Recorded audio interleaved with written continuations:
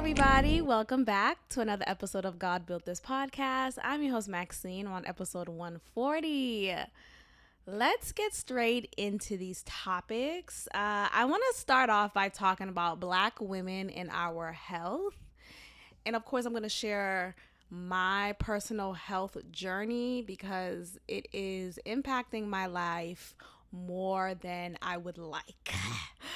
And this is difficult for me to talk about because I tend to suffer in silence. Like, I don't like to share any ailments that I'm suffering with. I don't like to share that physical experience with anyone because it's my body, right? I see it as what can you do for me, right? Unless you're going to go inside my body and change it to make me feel more comfortable day to day, then sure. But other than that, I don't see the point. I'm also someone who don't like to complain. I hate complaining.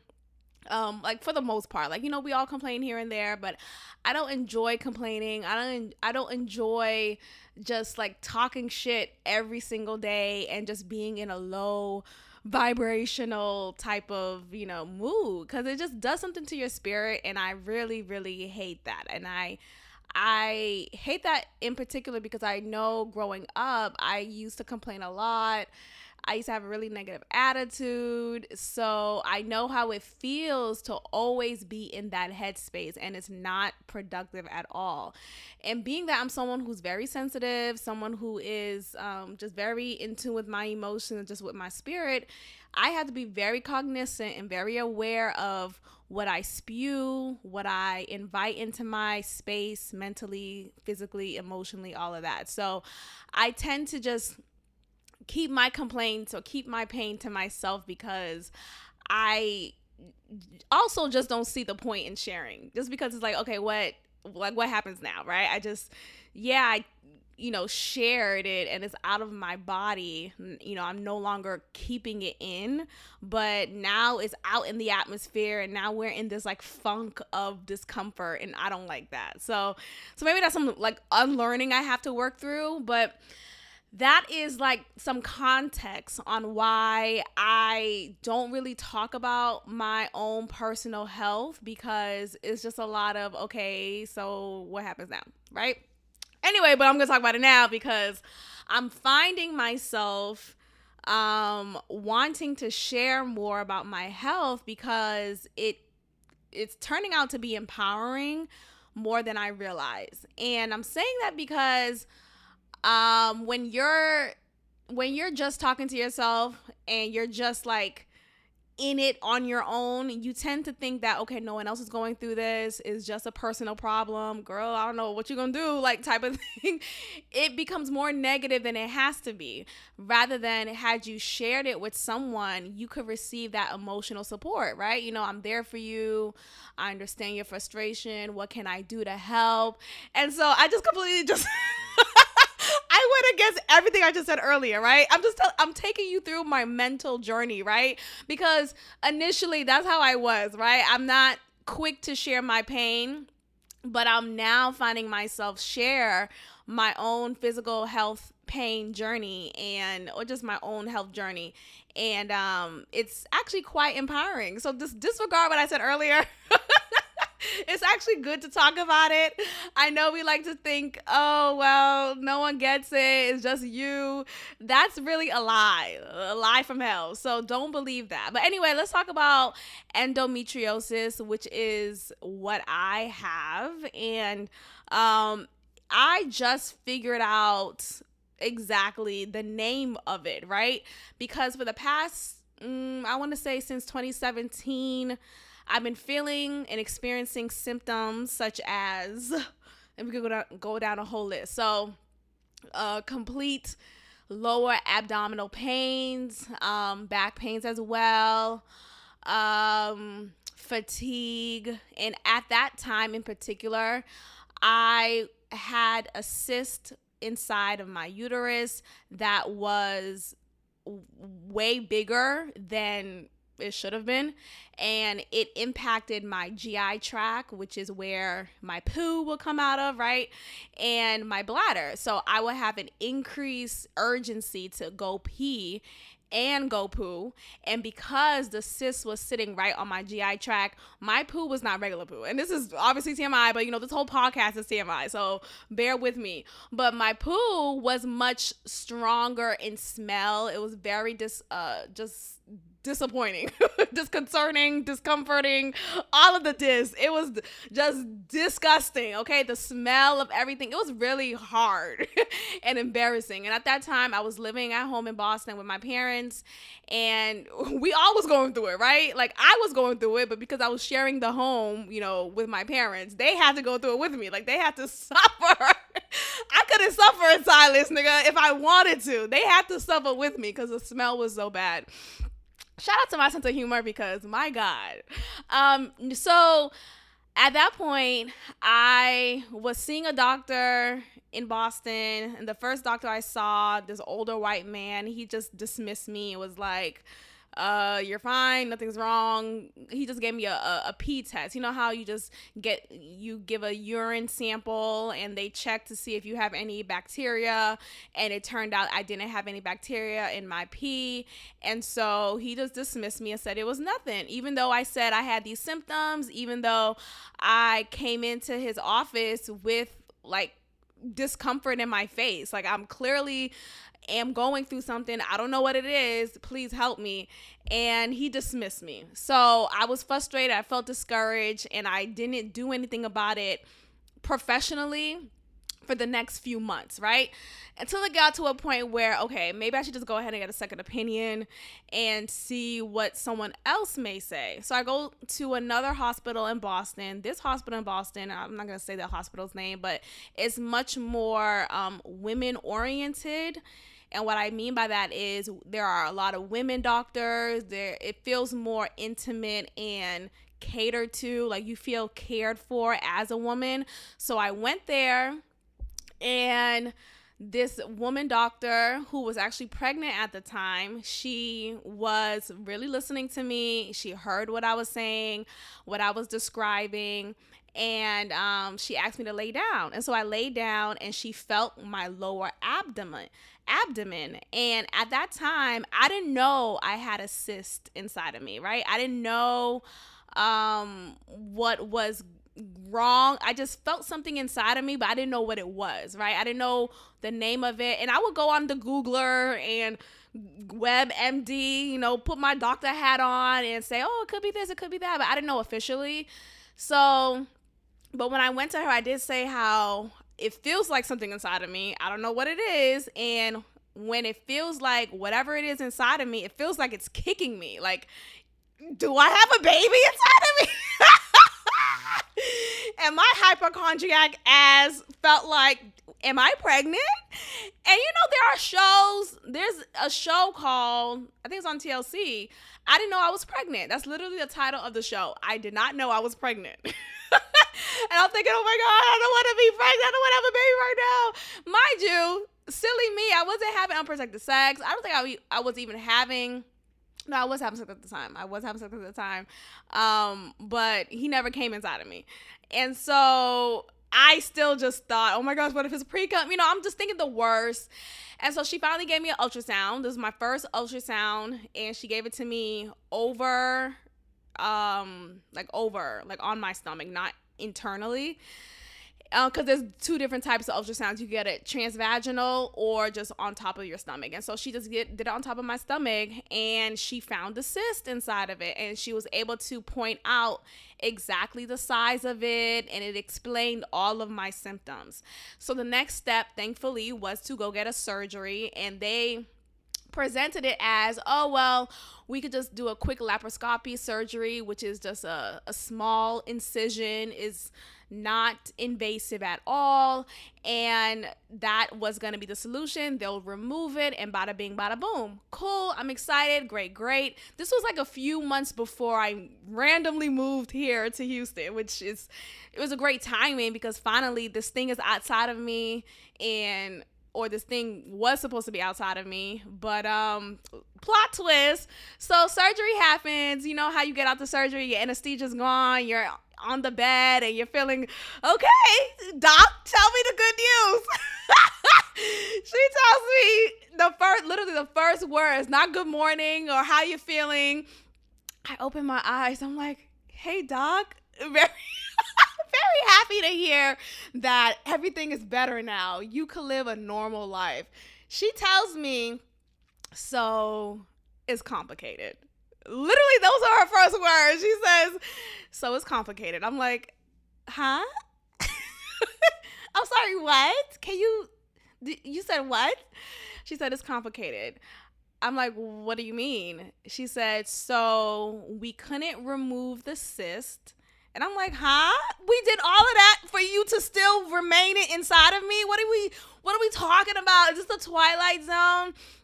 She said she couldn't remove the cyst because apparently it was larger than they had planned for, and I did not sign off on a more invasive surgery, and so it would have been unethical for them to do so without my consent, which I understand, but the only alternative was to then deflate the cyst because apparently it was as big as an inflated balloon. So they deflated it, which definitely helped because I no longer had the symptoms that I had. I didn't have a big cyst sitting on my GI tract making me poo all the time and having stinky poo. I didn't have that urgency to use a bathroom and pee all the time. And at that time as well, prior to that surgery, I lost a lot of weight. Okay, one thing about getting sick, y'all, this is horrible for me to say. If you want to get fit, yo, what's wrong with me? I always have to go there. But seriously, I look at the older pictures of myself, and look, I love my body still to this day. Don't get me wrong, but hello, structure. No, okay. I was too skinny, actually, thinking about it. I was too skinny. My collarbone was kind of not anorexic skinny. I wouldn't say that far because I still ate, but the food just never stayed inside of me because I shitted it out literally right after. It was like diarrhea right after I ate any meal. So I hated that, especially being that prior to me experiencing all these symptoms, I always had a big appetite. I always was hungry. I loved eating. I couldn't get enough. I had a high metabolism. It was the life. And experiencing these symptoms really just changed my appetite. It changed my desire to eat because I couldn't hold it in and I had to be in the bathroom for however long. And it just made it all uncomfortable for not just me, but my parents who I shared the home with. So anyway, so we're at the hospital. She's talking about, she couldn't remove it. It's complicated. They had to just deflate it instead. And so it's still inside. It's still inside of you.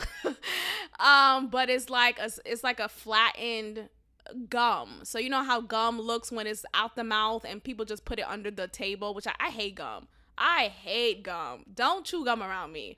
I think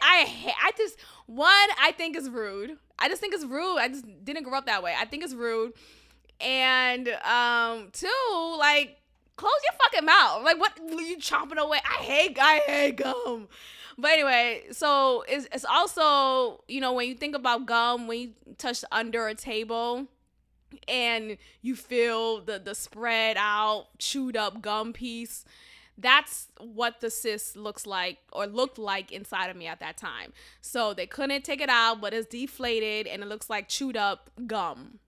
So I'm like, okay, great. That's awesome. So at that point, I'm apathetic. I'm just like, okay, well, the fuck? What was that about?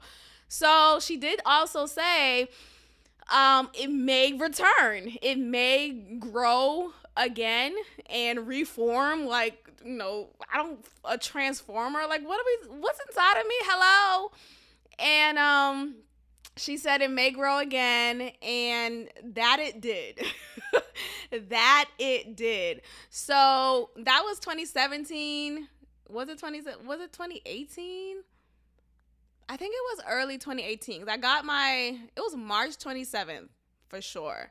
And I want to say it's 2018. Yeah, because it was a few months short. Yeah, it was 2018. Yep, 2018. March 27, 2018.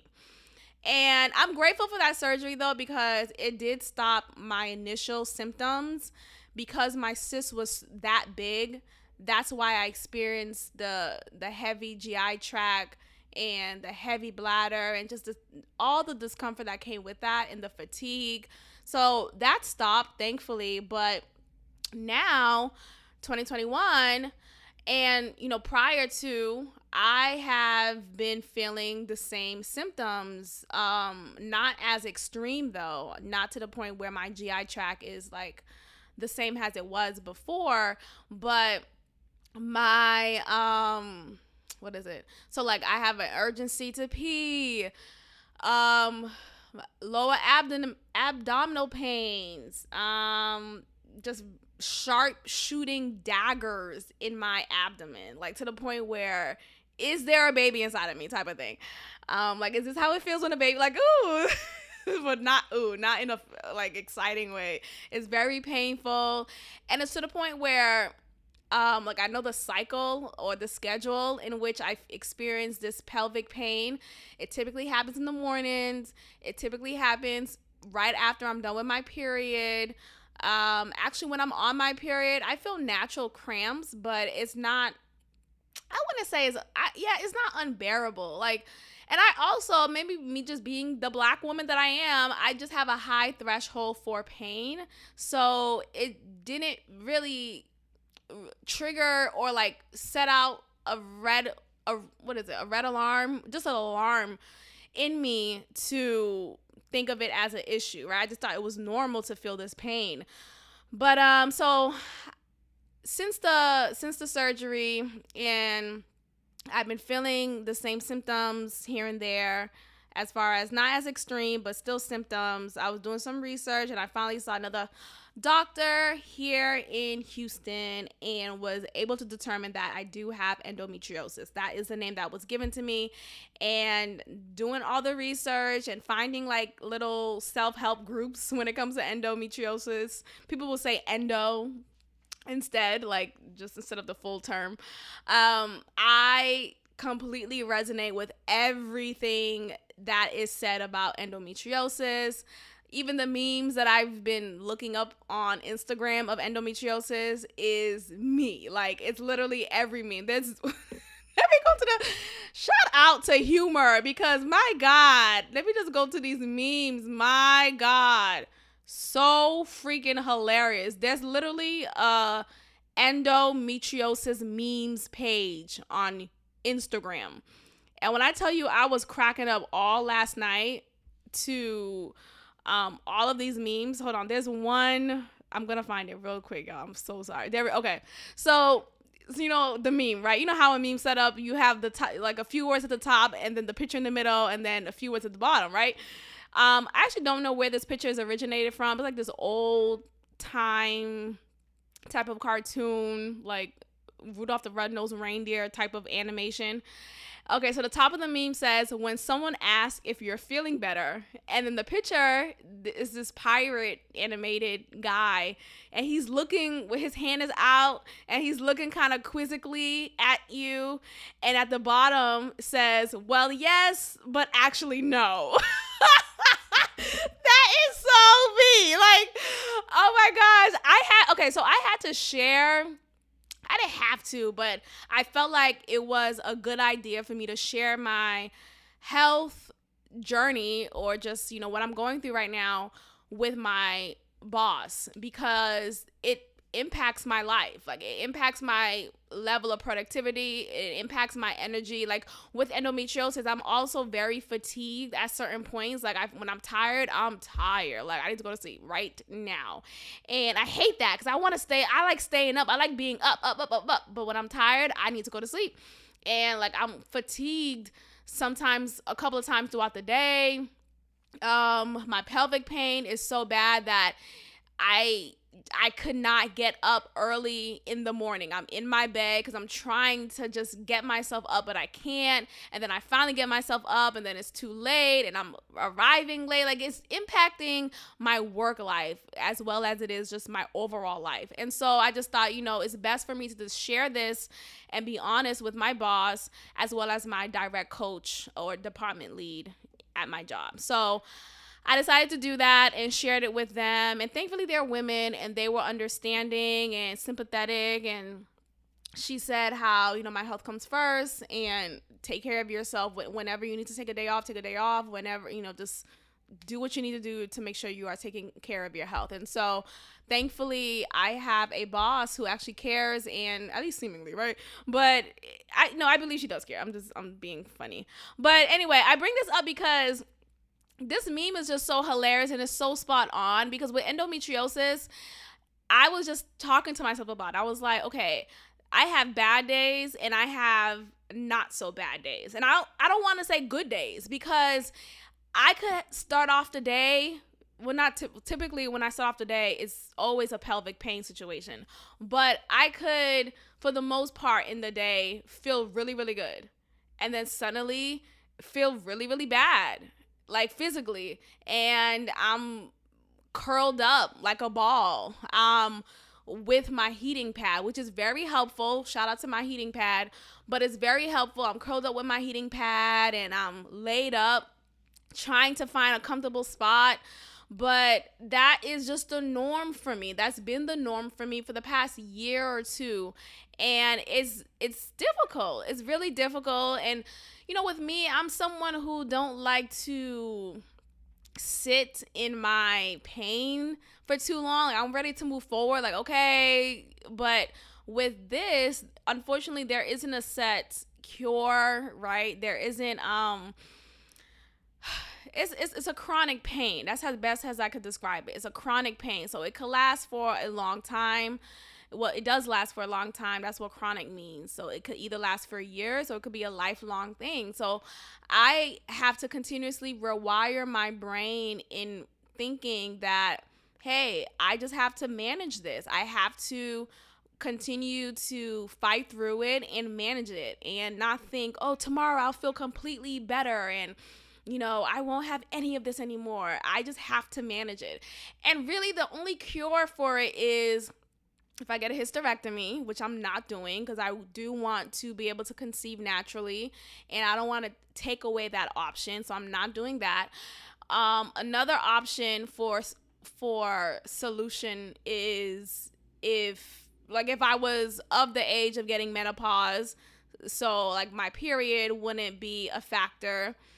And I'm learning as a woman, when you're on your period, you naturally form cysts. Like, you naturally form tissue around your uterus. But with some women like myself, the tissue overgrows itself and it becomes bigger than it should have, which then forms a cyst.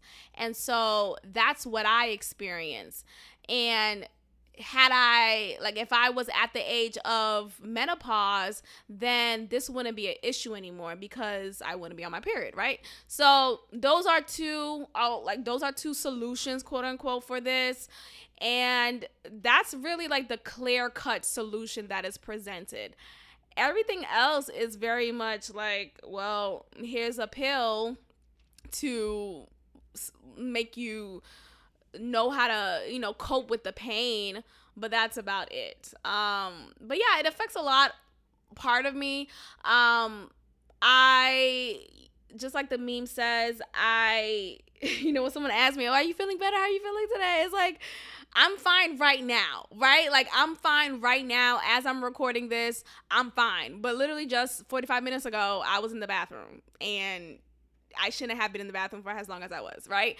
And it was because my cyst didn't match. And it's also like my diet is also impacting, like what I eat impacts how my abdominal pain reacts. So I just ate broccoli, white rice, and General Tso's chicken. You know how HEB have those like already made foods. So I got that if my body was like, no, mind you, I've eaten that before, but sometimes like my body agrees with something and sometimes it doesn't. It's just really touch and go. And at this point, my body did not agree with that meal, and I was in the bathroom shitting that out. TMI, y'all, but this is what it is. So it's really touch and go. So when someone asks me, are you feeling better? It's like, right now I'm fine, right? But in 2 hours, I may not be. And I don't want to speak negativity over my life, right? I don't want to speak negative energy over my physical body, but shit, it really just is like that. So what's empowering about this? Nothing. No. What is empowering about this is that I have a name for it, right? There's a name for it. I'm not alone. There's a community of women, and it's not just a black women issue, thankfully, but it is a woman issue. And but I have noticed a lot of black women do have it. So I don't know a white woman personally, but I know I know 2 black women personally who have either endometriosis or fibroids. And fibroids, we could talk about that. So fibroids, I was looking that up because I'm like, how come fibroids is more popular in black women than it is in white women? And in this study on mcleodhealth.org website, they have a list of reasons why that is. And one of the reasons is there is a study pointed to a vitamin D deficiency due to darker skin. Ting, ting, ting, ting. This brings me to a recent blood work that I got at my doctor's office, and I was told that I have vitamin D deficiency, and I was then recommended to take this vitamin D supplement to increase that vitamin D that I have deficient currently. And I've been taking this vitamin D supplement for the past 4 to 6 weeks now, and it's done wonders.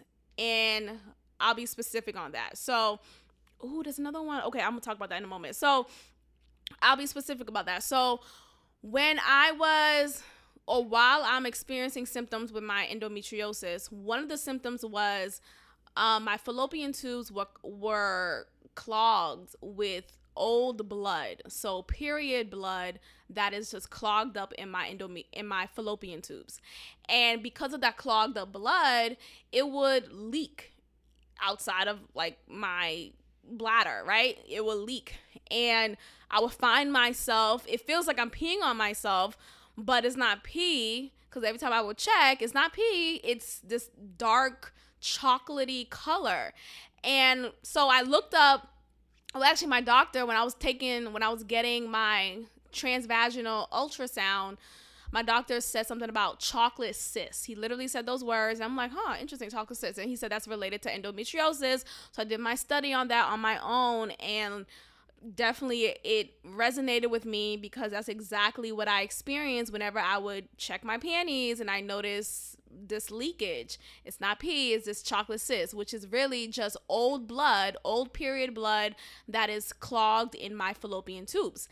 So anyway, so when I got my blood work done, what was resulted was that I have vitamin D deficiency, and vitamin D is related to a lot of things, right? It helps with your muscles, your bones, bone strength, and it also, which I didn't know until now, it helps with your fertility, it helps with your eggs, your egg count, and just your uterus as a whole, like women's health overall. Vitamin D is essential for that. So me being vitamin D deficient makes me more makes me more susceptible. This is such a dumbass word. Susceptible? Who thought of that word? But it makes me more susceptible to, I said it right. It makes me more susceptible to endometriosis. And, just obviously I'm a darker skinned black woman. Other black women have some other black women have the same experience with vitamin D deficiency. It's because of their darker skin, and just naturally our skin is not collecting vitamin D enough. And maybe that wouldn't be the case if we were on a Caribbean island, right? If we just day to day lived on a Caribbean island. Who knows? But I do wonder about that. I need to look up if there is a study in comparison to black women on an island versus black women in America or somewhere that is colder. Are those black women on the island more vitamin D sufficient compared to women here in a colder, less sun populated area? I do wonder that. So that's one of the reasons why a lot of black women do have fibroids in comparison to white women. And another reason, which I'm just now seeing now, I'm going to read it verbatim. One of the most unusual and possibly controversial connections seems to be with hair relaxer. My God, today. We know every black woman had a hair relaxer at one point, which is what propelled this natural hair journey a few years back. Just a few years ago, it's longer at this point, but I would say, when did I graduate college? 2013. So around then, 2013, I noticed the natural hair movement full force amongst black women. You see a lot of black women deciding to cut off their relaxed ends and start anew. And we would have different acronyms: TWA, teeny weeny afro, which is what a lot of black women who cut off their relaxed ends would have their hair in that style, because now their hair is shorter and it's in this natural state. So you see your natural curls, whether it's kinky or whatever the case is, but you're now starting literally from scratch. So, that's so interesting. So hair relaxer is really penetrating into our skin, and it's impacting. Oh my gosh, I feel bamboozled. Wow. And of course, this was not discussed because it was just a thing to do. You got your hair relaxed as a black girl, right? It was just a natural fad that you hopped on. It was just, if you want to be a pretty girl, if you want to get more attention from guys, if you want to just be popular, you had your hair relaxed. Okay, I remember when I first got a relaxer and I went to church, all the girls came up to me, my cousins too, was like, oh my gosh, your hair's so nice, it's so relaxed. Like, it was praise. It was the shit to do. Like, if you didn't have a relaxer, you were seen as, ew, like, are you not getting your hair done? Like, it was not a glorified thing. I'm gonna read this again. Okay, so the next thing that says here, it says, to do the job, hair relaxers contain hormonally, oh my gosh, that makes sense. There are hormones in relaxers. So hair relaxers contain hormonally active compounds and harsh chemicals, some which even cause burns on the skin. Now, here's the thing. We know that. Like, we knew that the relaxer was a harsh chemical, but it was always said, like, okay, yeah, it's a harsh chemical, just don't leave it on for too long because it'll burn your scalp. And, there'll be some instances if your hairstylist was not on the job and she left the hair relaxer on your head for too long, then shit, you got a little scab on the back of your neck and some of your hair will fall out. Like, it's very abusive, the way that we grew up as black girls. Oh my gosh. But yeah, that was just like, okay, just what it was. Like, we just suffered through it because we wanted that straight haired, bouncy curled look. So, but yeah, we didn't really care about looking up the harsh chemicals. We just knew it was a chemical and it just was what it was. And we didn't know that it was impacting our hormones. Wow. A study of more than 23,000 African American women found increased risk of fibroids among those who had the longest and most frequent use and most burns from hair relaxer. My God, today. Women living in the South with higher educational attainment, okay, In the South. Okay. I thought it was more in the North. No offense. Higher income and white collar jobs registered the most frequent use of hair relaxer. Okay, that makes sense. That part makes sense. And therefore, the greatest risk of early and more severe fibroids. My God, today. Wow. Damn, they're really killing us out here. I blame Bill Gates. I blame Soros. Who else? Any elite white man who thought it was a good idea to push this hate your natural hair agenda and get a relaxer. And though the look of a relaxer seemed this like aesthetically pleasing thing to do, it is very harmful. And I'm so thankful for the natural hair movement that became what it became and still is moving strong. But it's just really, it saddens me that myself included and a lot of other black girls and black women experience this. But I'm saying black girls, growing up, black girls experience this and now suffer with so many things, whether it's fibroids, whether it's endometriosis, whether it's whatever that was impacted because of hormones and harsh chemicals, hormonally active compounds and harsh chemicals. Oh my gosh. There's another point as to why fibroids is more popular in African American women.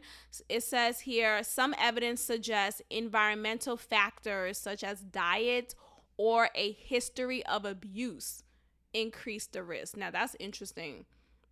That's interesting. What do they mean by history of abuse? So like, what type of abuse is my question? And what about abuse can trigger fibroids? You know what I mean? Like, if you're getting physically abused, how does that trigger fibroids? If you're getting sexually abused, how does that? Because that's very interesting to me. Wow. I'm about to go on a whole rabbit hole. This is very fascinating. But yeah, so like, we were set up. That's what I got from this. We were set up. I was set up as a black woman. And I'm telling everyone to just be more honest and transparent when it comes to your health. Because shit, had I not been honest with you guys, you probably would not have known this information if you didn't care to find out on your own. And I'm hoping me sharing my experience with endometriosis and sharing aloud just the history of my health and my upbringing and a lot of black girls who grew up the same as me. This explains a lot. And it just tells us the shitty world that we're in. Everything is fake. Oh my God. You guys, I need a moment. Hold on. I really feel verklempt. At this point because I did not know a hair relaxer could have had such a negative impact. Because I knew that, of course, it's a chemical. I knew that it, if it stayed on your hair for too long, it'll burn your skin. But nobody gave a fuck at that time, right? The goal was to just get your hair straight because it was not encouraged for us to love our natural hair. Oh, this is actually really sad. This is very sad. I know I laugh a lot, but I'm actually really saddened by this news. That's really disappointing and just sad. Yeah, so embrace your natural self. Shit, at this point, wow. I mean, shout out to a lot of black women who have decided to stray away from hair relaxers and to embrace their natural self. But it's just, how did this start? You know what I mean? Like, you think about the media and think about how it was pushed for black women and black girls to not look like themselves. Right? To look like what's on the cover of these magazine covers, and they don't see a reflection of themselves. Like, it was not often seen for black girls to see themselves. They just saw white women trying to be like a Heather Locklear with the fluffy butterfly hair, and you didn't see froze enough. And if you did see a fro, it was not pushed forward enough for us to accept it as a standard of beauty.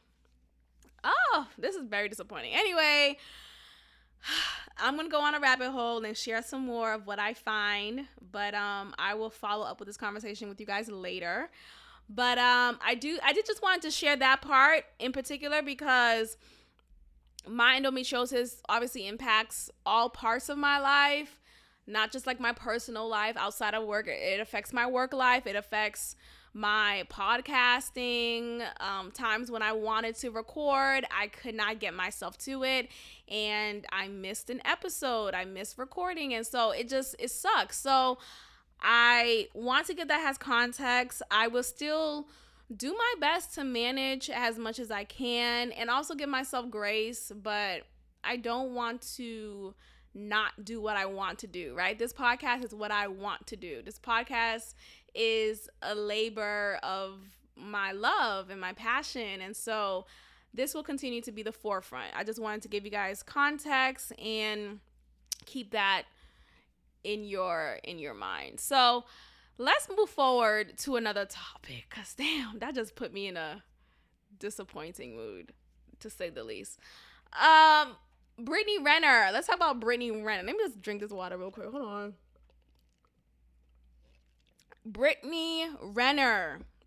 So, those who know her, right? I don't really know. I haven't followed her. I've heard of her name, right? I've heard her before. So from what I gathered, she was a soccer player, a professional soccer player. And, but aside from that, she's known for trapping niggas, apparently. She hasn't had a child up until recently. She had her first child with, a very young a professional basketball player. Prior to him, though, she's known for, I guess, breaking up homes or being a side chick and flaunting it, basically, like not being apologetic for it, like putting it out in the atmosphere. Recently, or a little while ago, she posted a video saying, who's next baby daddy, or where the baby daddy, oh no, what she said, it was something like where the basketball players at, basically continuing to stand in the stereotype that's given to her, that she seeks out basketball players, football players, professional athletes for her money, for her financial gain. And recently, she has been on this little short tour, and she was on the Joe Budden podcast as well as DJ Academic's platform. And she presented an argument that I find to be a good point. I'm not defending her necessarily. Like, I don't really care. I haven't followed her. Like, I'm not a fan, or not a fan. Like, I don't really care about her necessarily. But I think she made a good point when she said this. So let's give you some context. So she's 29 years old, literally just a year younger than me. And it's so funny because I look at her, I look at me, I'm like, we're totally different, but it's fine. So she's 29 and she just had her first child. He's a few months old. She had her first child with this professional athlete who's a basketball player. His name is PJ Washington, I believe, and he's 20 years old. Right? Hold on. No. He is 26 years old. He was 20 when they met. Let me be no, he's not even 26. He's 23. Okay, so he's 23. They met when he was 20. Yeah, they met when he was 20, and he's 23 now. She is 29. Now, they say that she traps niggas. Like, she purposely sought him out and saw him as a vulnerable candidate for her to get her bag, monetarily. And look. Get your money. I'm kidding. No. I'm kidding. It's a joke. Fuck. No, it's not right. It's not the right thing to do. I get it. But I think ultimately though, all of this like backlash against her, because okay, so she had his baby, they're no longer together, they broke up, and they're not together anymore. So, but it appears as if, because they broke up 2 months after she gave birth to their child. So it appears as though she set out to trap him, have his baby. They had a baby within, I want to say like towards the end of their first year together.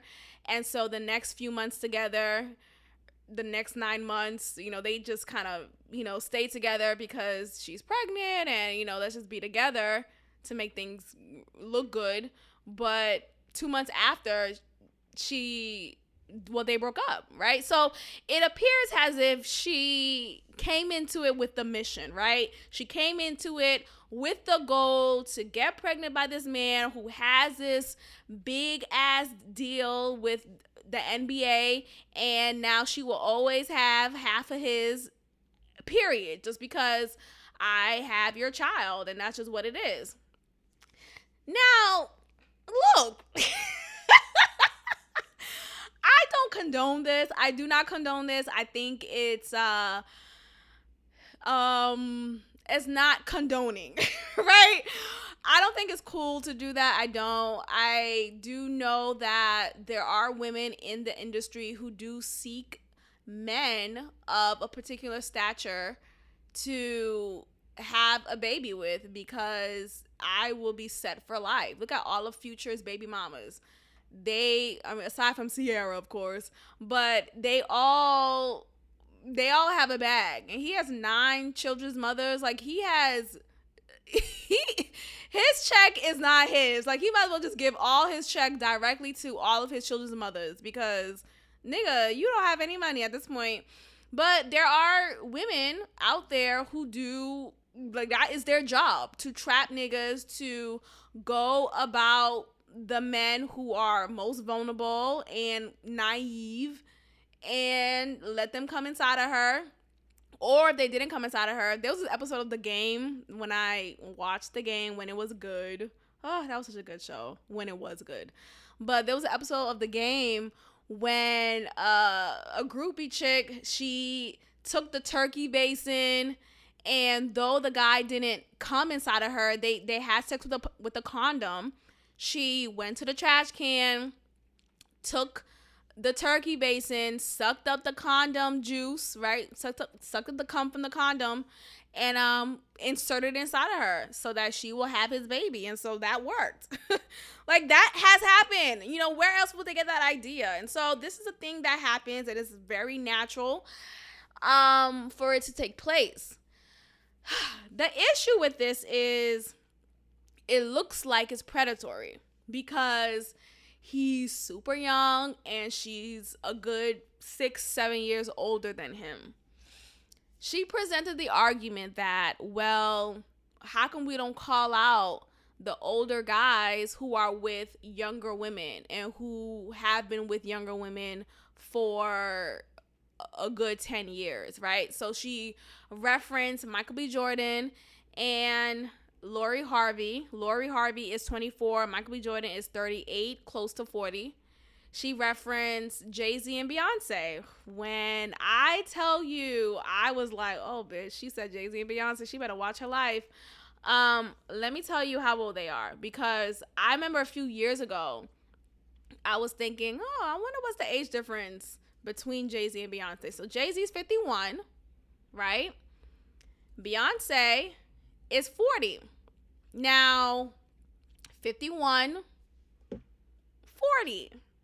Okay, that sounds fine now, right? Had they met now, right? So that's 11 years. So, okay, cool. But they didn't meet when she was 35. They didn't meet when she was 40, right? They were together, allegedly, when she was 18. It could have been before, because apparently they knew each other. They had a relationship much, much earlier than her 21st birthday, right? And much, much earlier. Like, so during Destiny's Child days, Jay-Z and Beyonce were at least in the talking, dating, early stages of dating game with each other. So the conversation now is expanded to, is that grooming? Was he grooming her? You know, as an older man, was he grooming her? Was he molding her and like being predatory? Was he doing that? And this brings me to a different conversation, because now I'm thinking about, well, isn't it natural? And what I mean by that is, I wrote this question down because I don't know, this may be triggering, and I understand, because I think about predatory and I think about natural. Ooh, that don't even sound right. Let me explain. So the question that I wrote down is it by nature for young women to desire older men? That's the first question. And the second question is it by nature for older men to desire younger women? Okay? Now, this is a disclaimer, I am not regarding the men who purposely seek out underage girls, right? Like babies, 14, 15, like I'm not talking about that. I'm talking about just an older man who's maybe in his mid-30s, who is naturally more attracted to women who are in their early 20s, maybe even 19, 18. Like, is that natural or is that predatory?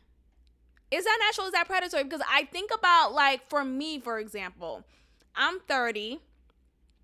I only want older niggas, right? Like, I only see, if you're an inch shorter than me, I don't even see you, right? Like, never mind age shorter than me.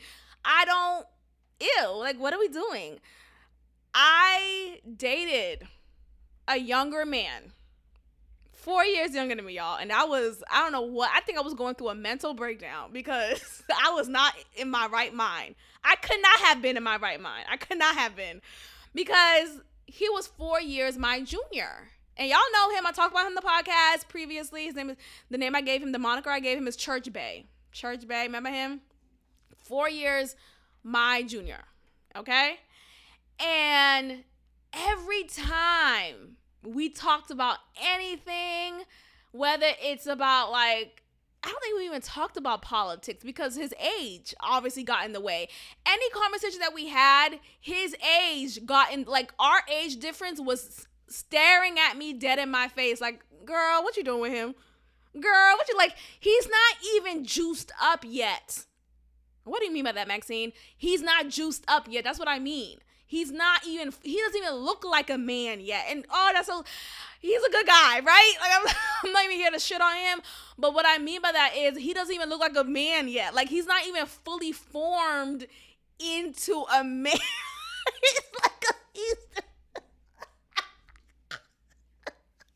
Niggas is a bitch. I'm a bitch. I'm giving you context. He's not even juiced up yet. He was so small and kind of like fragile. And, you know, they're skinny guys, don't get me wrong, but, like, he wasn't a man yet. Okay, that's all I could really say. He wasn't a man yet. He didn't eat well. And that's another thing that really got on my nerves about him. He would talk about, you know, his diet, right? We'll talk about, what you eat today, or what you have for dinner type of thing. You know, you'll talk about food with your partner or whoever you're dating, right? And he would always say McDonald's, y'all.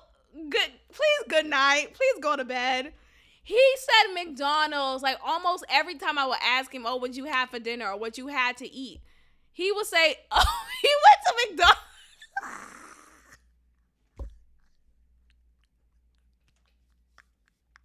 You know how you laugh so hard that the noise don't even come out? That's what I just did. Like, he literally will go to McDonald's 2 times a day.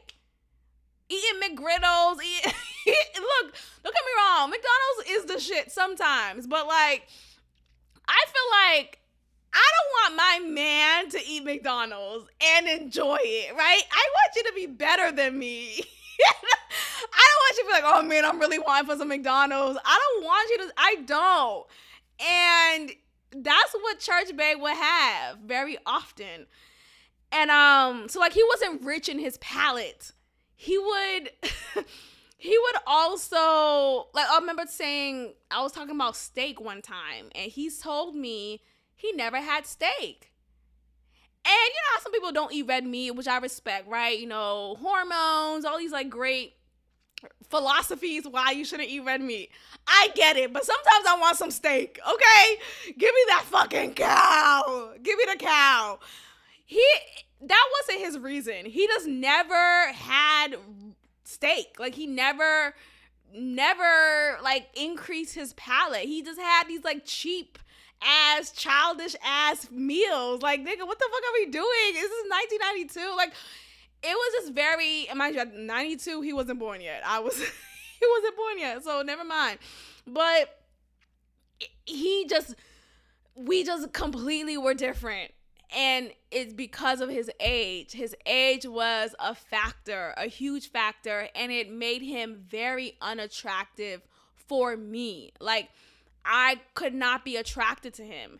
At that time, you know, I'm here in Houston. He's from Boston. He's in Boston. So we had more of a long distance relationship or dating situation, whatever, more of a friendship, but we did like each other. Like, he was just available, and I think I was just very lonely at that time, like mentally, and I used him. I did, and it was fucked up. I'm thinking about it now, but like, he was available, and so every time I texted him, he would text me back, right? Like, every time I called, he would pick up, and we'll be on the phone for a good long time, and it was just, yeah, he had shit that he was doing, like, he had a life, but like, he was available for me. And so that's what I needed at the time, because I was going through some like intense loneliness. Like, I was going through a lot mentally, I guess.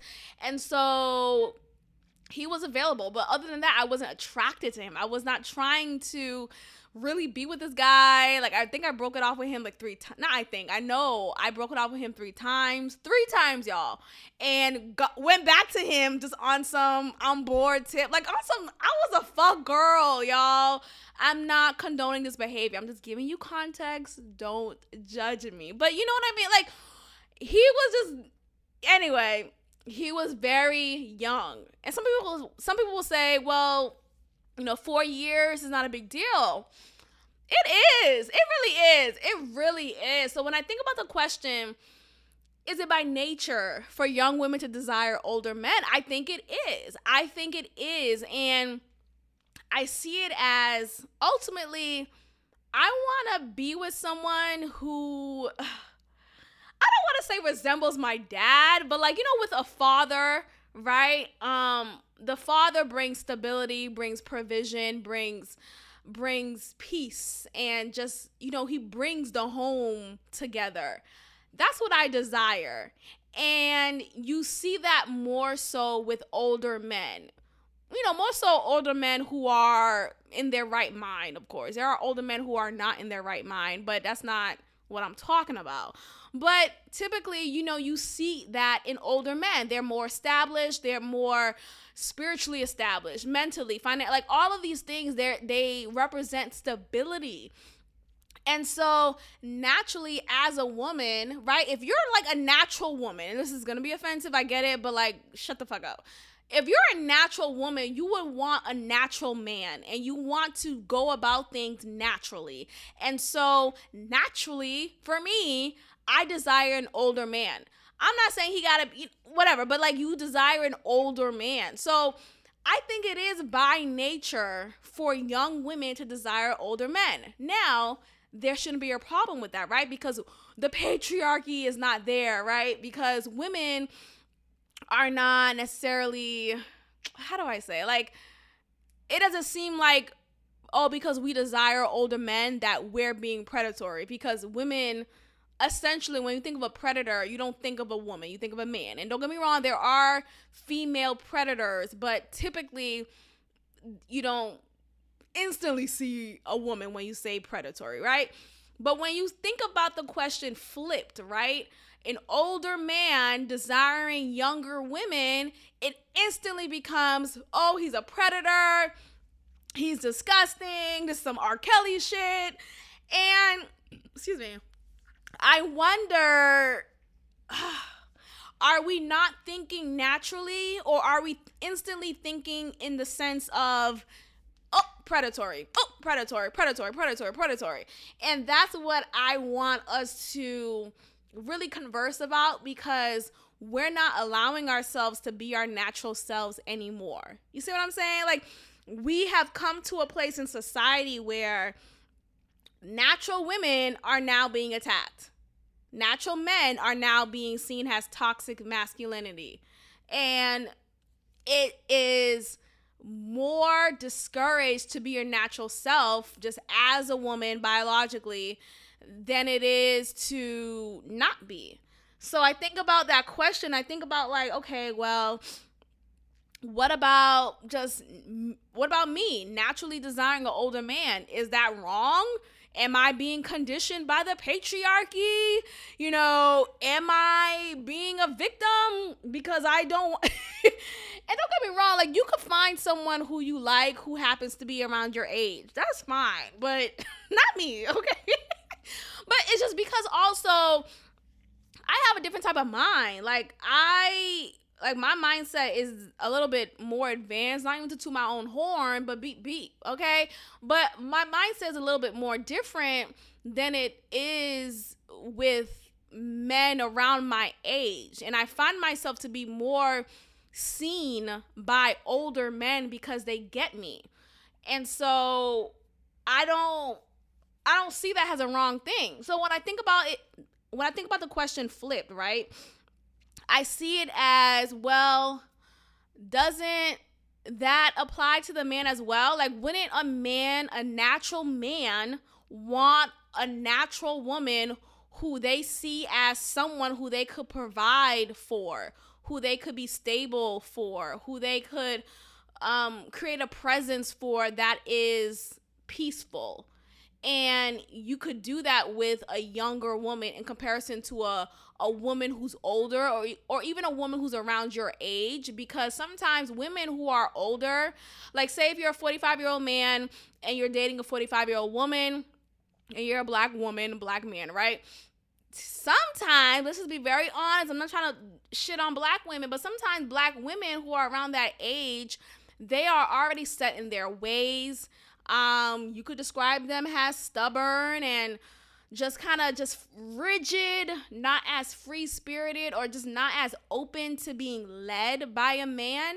I know this sounds like, well, I'm being a pick-me. I promise you I'm not. But, like, I think that is disallowing the woman to really be with the man. You know, you have a lot of black women out here who are so feminist that it's to the point where it's anti-men, to the point where it's fuck men, we don't need men, what's the point of men, men could be killed off. The Last Man, you know, that show on Hulu that's actually canceled now. That's disappointing. But ultimately, that is the trend now. You see a lot of black women who are, and not even just around that age, like some black women around my age have accepted that agenda as so, and is now against just the idea of being submissive. Oh my gosh, submissive? That means you're abused. That means, look, there is different, you know, there's a way to go about it, of course. Like, you don't have to be necessarily you know, tied up and trying to make shit work with somebody who's beating you. Like, that's not what I'm talking about, submission. What I am talking about is knowing when to shut up. Hello? Like, that's literally what I'm saying. Like, knowing when to shut up, knowing when to say you're wrong, knowing when to be accountable, knowing when to say, hey, you know what? I actually don't know anything about this, and you're more educated about this topic than I am, so I'm gonna let you lead, right? Like, it's okay. And we see now that black women are not saying that, or some black women are not saying that. They're so rigid. That's the best way I could describe it. So you see a lot of black women, particularly in that age range, 40s, if not up, older, or around my age in the 30s, and they are just upset. Okay, like, I'm just gonna be the man and the woman in the relationship, and that's just not my cup of tea.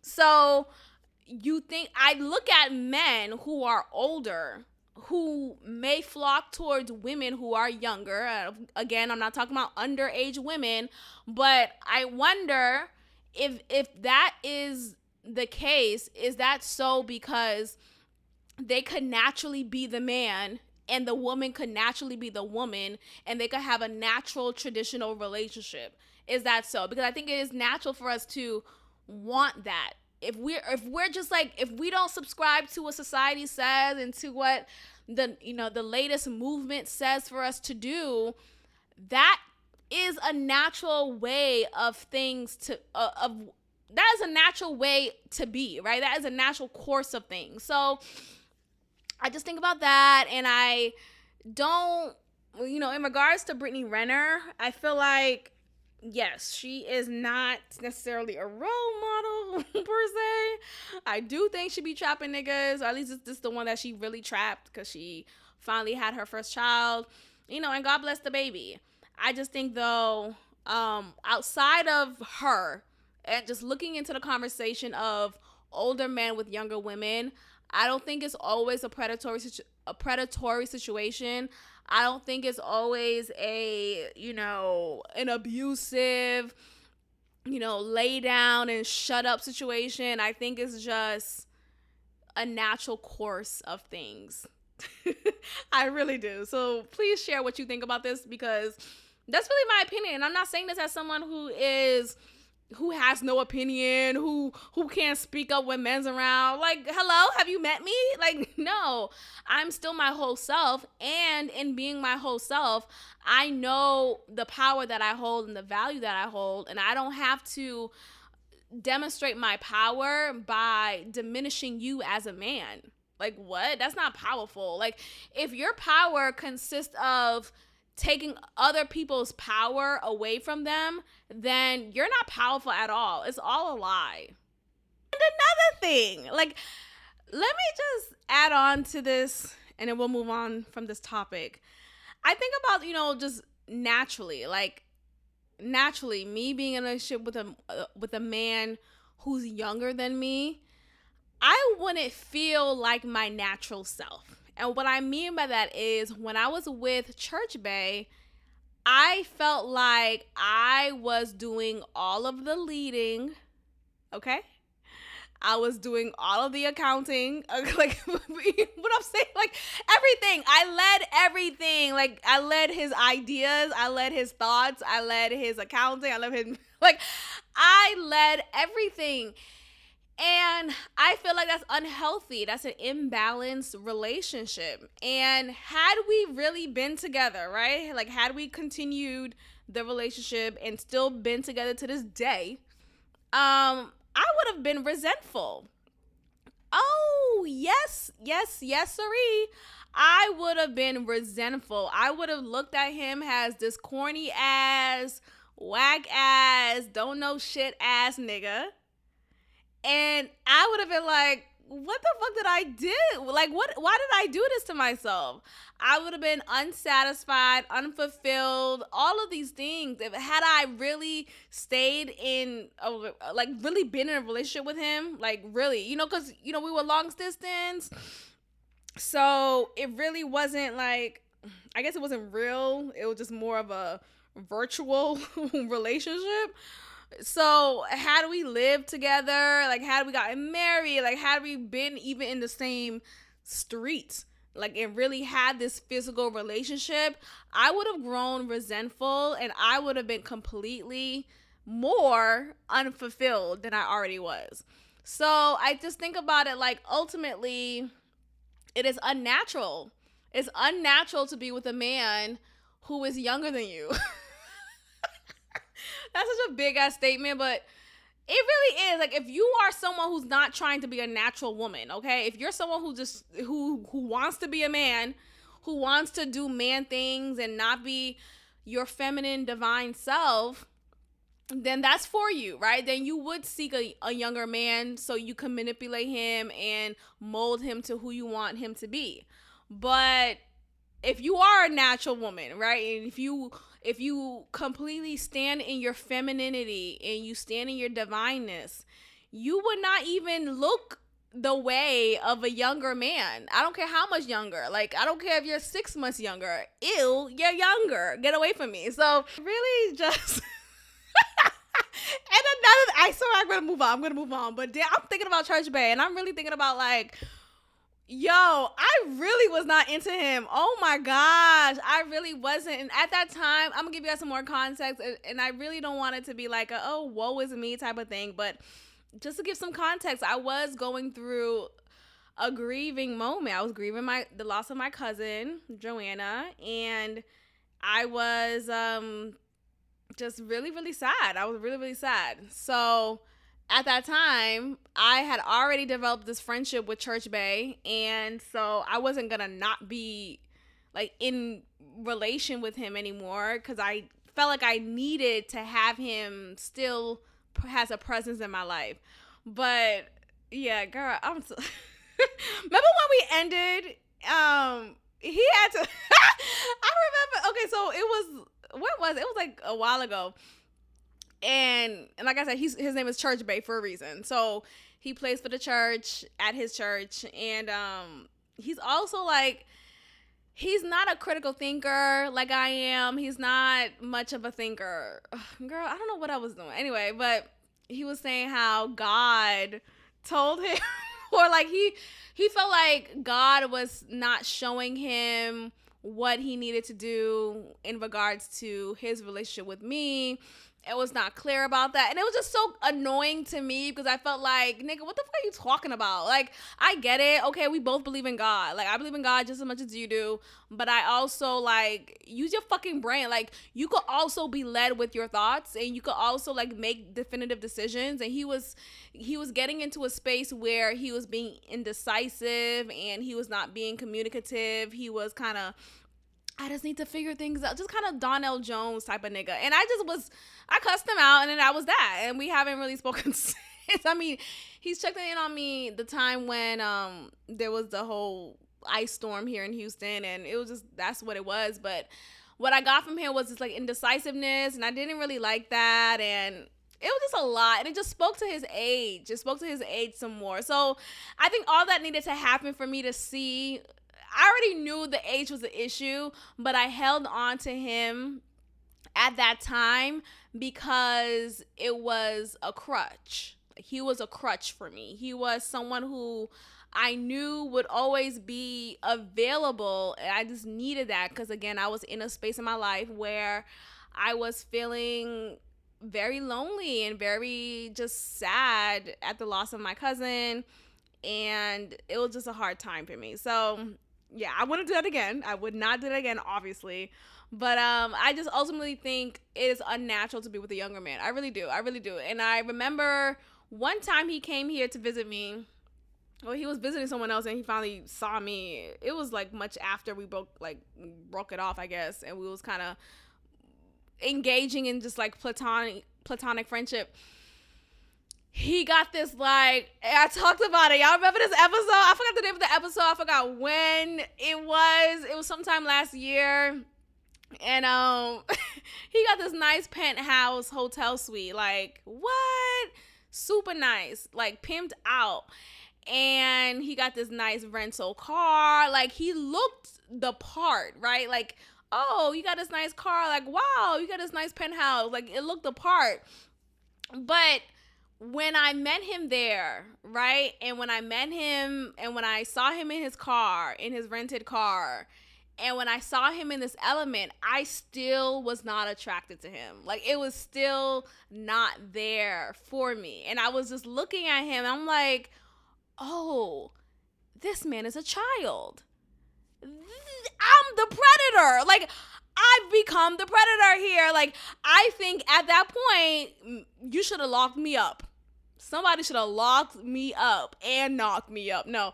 But seriously, I felt like ew. I just felt so disgusted because it looked like this little boy playing in his older brother's house. Like, it just felt very. It just felt like he was putting on this guise over him. This big coat, this big hat to appear a particular way, and I just was even more unattracted to him. Like, oh, I'm really not, like, ew, like you're still 4 years younger than me, and nothing will change that. Like, there's nothing that would. I don't care how nice this penthouse suite is. I don't care how foreign your car is. You are still 4 years younger than me, and you never had a steak. Hello? Is my mic on? You never had a steak. So no, I'm not attracted to you. So anyway, let's move on, guys, because I could go on and on. But ultimately, like I said, I really think it's unnatural for you to be with... If you're a woman listening to this, I think you should be with an older man. I don't care how much older. It could be 3-4 years older. I don't... Just make 6 months older. He's older. Let's keep it older. I think that's the only way to go about things. I think it's good for you as a natural woman. And what's that song? That was it, Aretha Franklin? No, it's natural.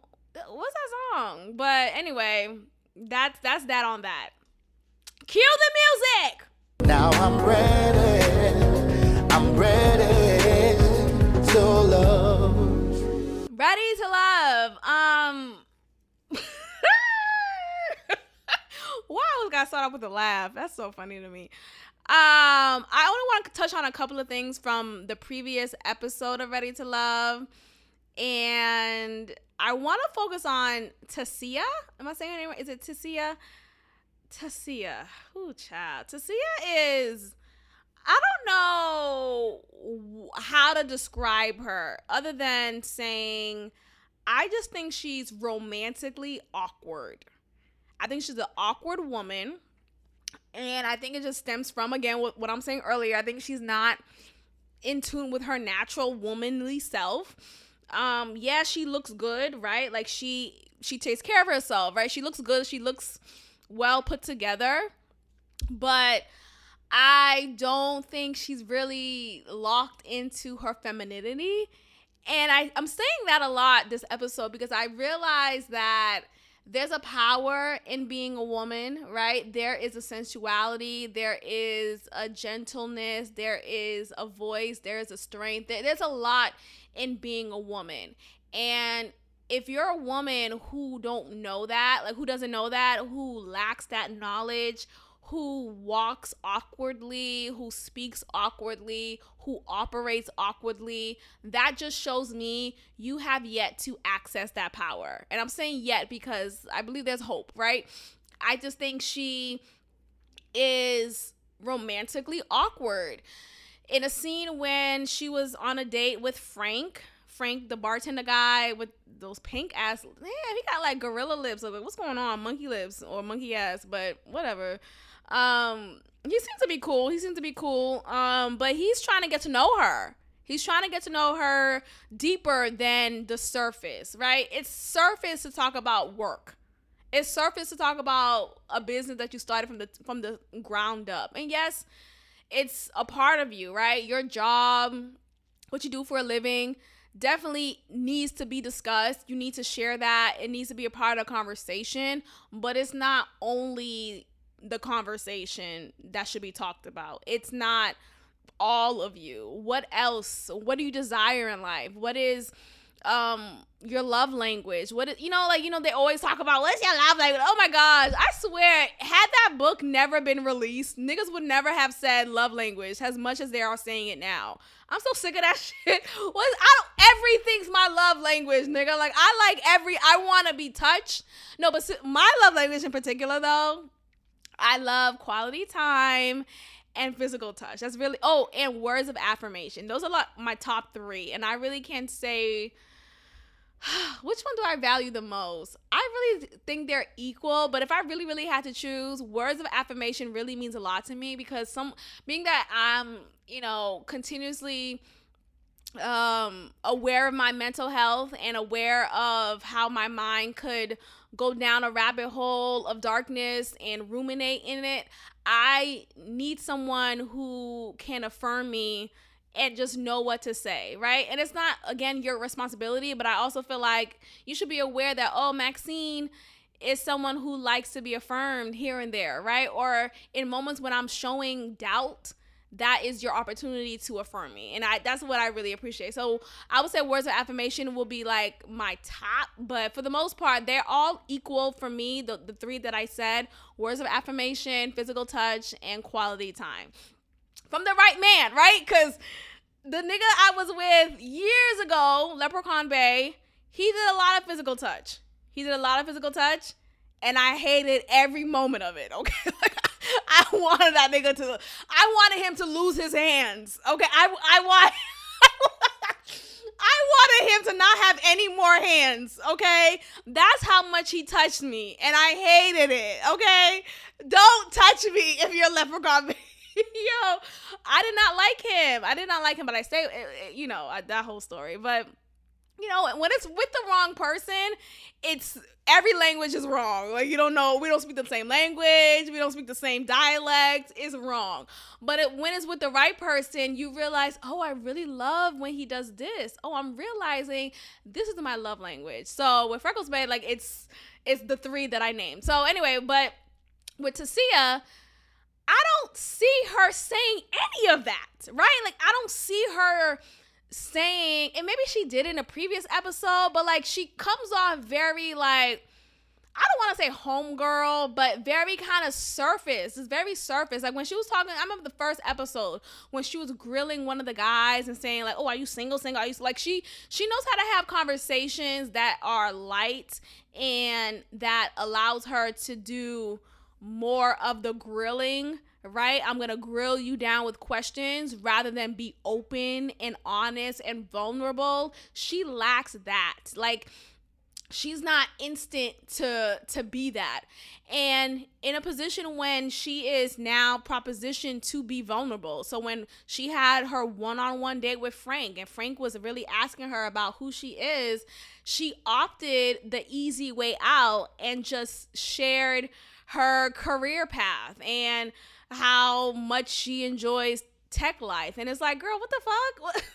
What makes you go ooh and ah? Like, girl, are you ready to love? So I think she has a pride issue as well. She and it really just all stems from insecurity. I think she just is insecure. And it manifests in her not being flirtatious, in her being romantically awkward, in her not being open to being emotionally vulnerable. So it just demonstrates into a lot of that. So when she was on the chopping block twice, she could have taken that as an opportunity to be reflective and say to herself, you know what, maybe I gotta look at myself and realize, hey, maybe I'm not as ready as I thought I was, or maybe I need to work on this. She is prideful about it and says, well, I don't know what they talking about. Let me just suck it up and act like I get it. Like, girl, what? You're not being, like, open at all. Like, she don't know how to be cute with it either. Like, the guy's giving her, like, Frank at that time, I think he was trying to be flirtatious and look at her a certain way, and she's just sipping her drink like a dumbass. Like, girl, what are you doing? If you don't sit up closer to him, if you don't perch your back, I gotta teach you a thing or two. If you don't, lean in, touch his knee, do something. If you don't be feminine, then leave. Okay? So that's my take on Tasia. Carrie, let's talk about Carrie. Carrie. I feel sorry for Carrie. I feel like Tasia should have been the one to go home, but Carrie was. And, I think it's unfortunate because she definitely seemed like she was ready to love. She seemed like she was trying to make a connection with these guys, but there was no one who was interested enough for her, like, in her. Yeah, no one was really interested in her. Tyrone, that's his name. Tyrone at first demonstrated interest in her, but didn't like her enough to keep her and was focused on other girls, some of the other women. And she didn't really take that too kindly, and maybe he didn't handle that well. Who knows? But I think ultimately she just kind of got left out. I think she just got left out, and I think it's for the best. If no one's in there interested in her enough, then she should just go ahead and go about her way.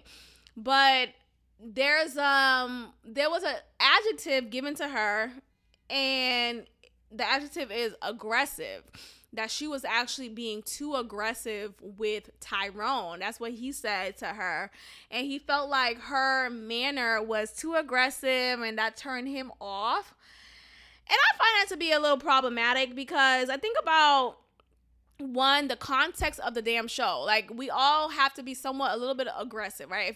If you're not aggressive, then you sit back and you are likely to be on the chopping block. So that's not fair. Like, we're all in this competition show.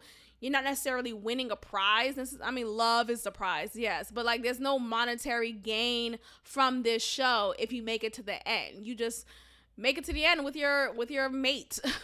But other than that, she was seen as aggressive, and I think that's unfair. I think she had to kind of put herself out there as well as the other women, but because she was not liked or just attracted to by the guys, Tyrone saw it as aggressive. And I think about, in general, if you're not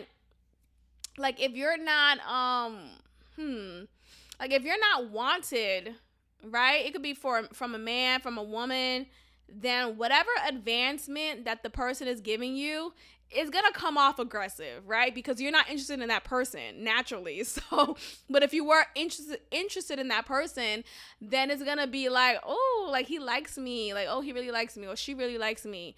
You could tell, and that aggressive wouldn't be seen as unattractive. So I think aggressive was just a cop out. I think he just was just not into her, and he could have just said that. But making her look bad and kind of victimizing her as, oh, you're too aggressive, and you're desperate, and you're thirsty, and you just be doing too much. I just don't like that. Like, nigga, shut the fuck up. Like, you like this aggressiveness initially, right? So what we doing? Now, of course, let's get into Married at First Sight. Cue the music!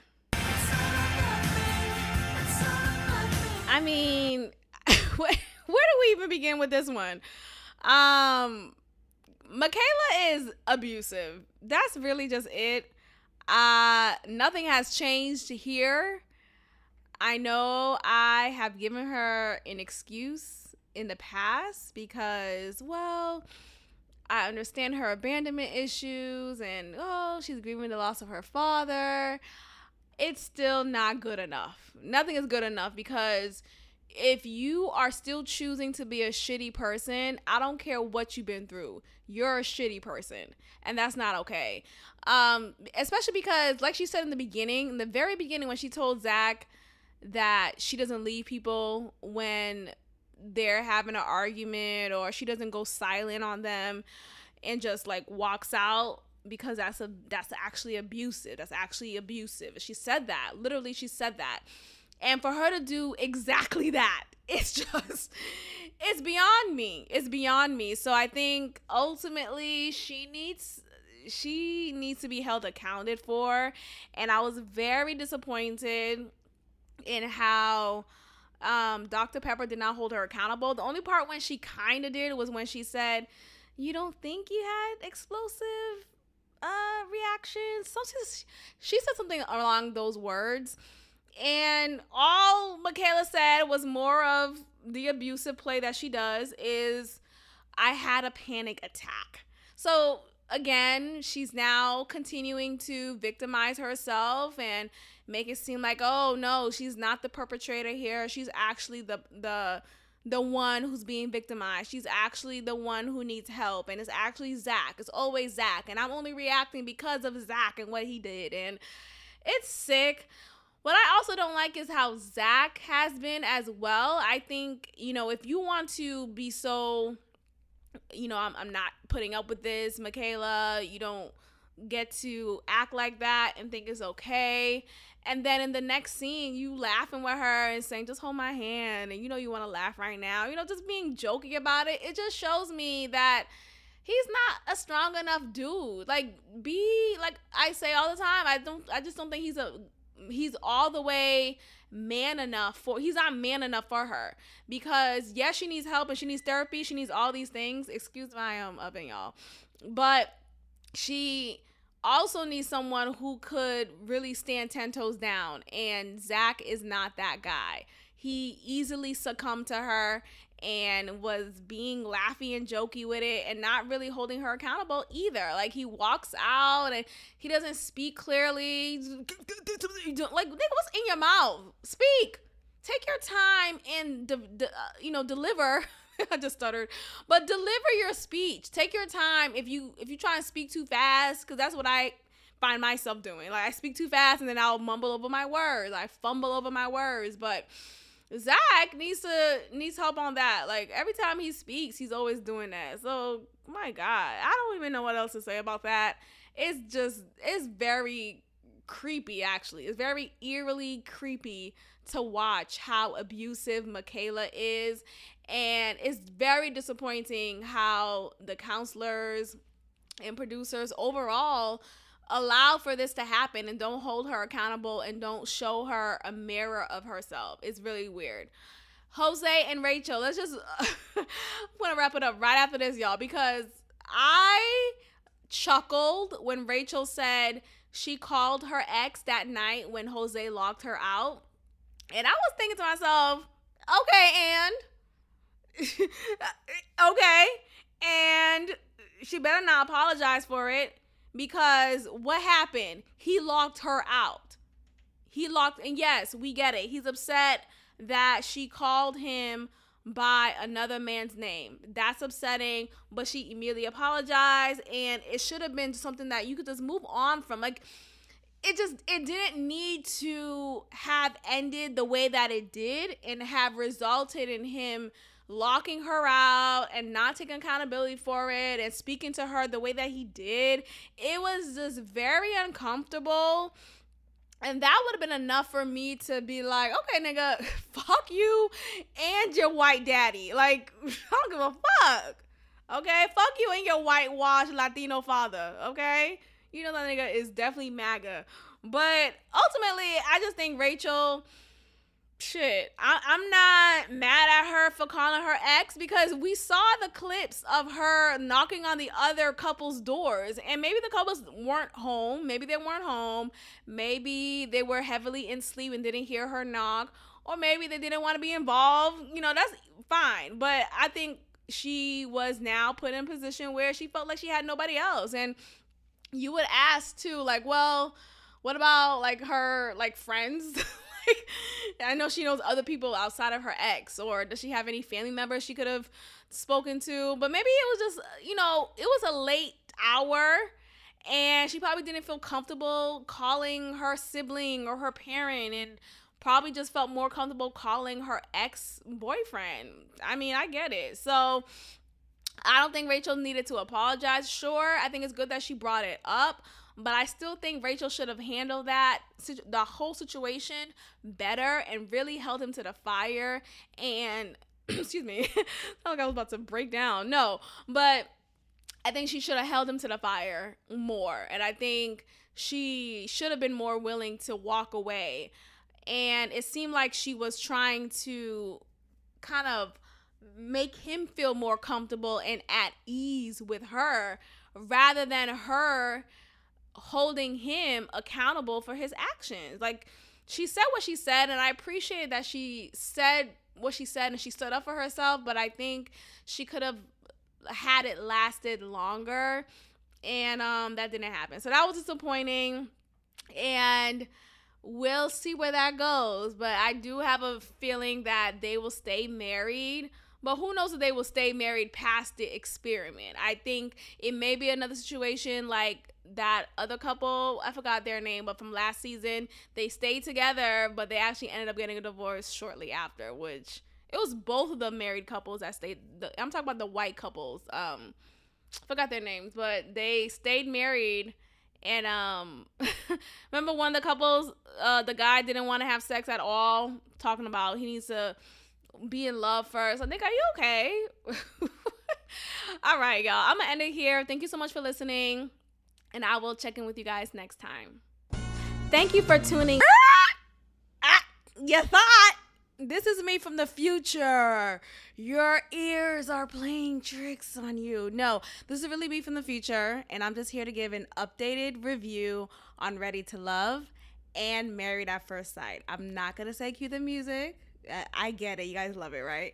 I really love that part, but I already did it already. So I just want to give an updated review on Ready to Love because there's a lot I want to, not a lot, but just a couple of points I want to hit on for this latest episode. So Camille is a child. I mean, hello, is the mic on? Let's just start there. Her behavior is proving to me why she has been engaged for 3 times. And I think when she first said that, she said it has a badge of honor, right? Like, I was able to get 3 different men to propose to me because I am so worthy, right? I could get niggas all the time. And I felt like she was initially sharing that information as a badge of honor, you know, as this proud thing. And then she's painting it like, okay, well, she's this black widow, right? She just kind of, she makes men fall in love with her and then she leaves them to dust. I'm starting to think otherwise. I'm starting to think that really these men leave her to dust. I think she does fall for men easily, and the men may feel for her as well. It may not be as intense as she is. I really don't think it's as intense as she is because she's very intense. And I think eventually the man or the men who she was engaged to felt like she's doing too much. I can't take it anymore. You're overreacting. It's too much going on. I can never do anything right for you. You're always jealous. You know, all of the things that eventually will tire out a man, right? Like if you're a man, I feel like if you're, you know, just like a nigga, right? Just like a real down ass, like really like upstanding.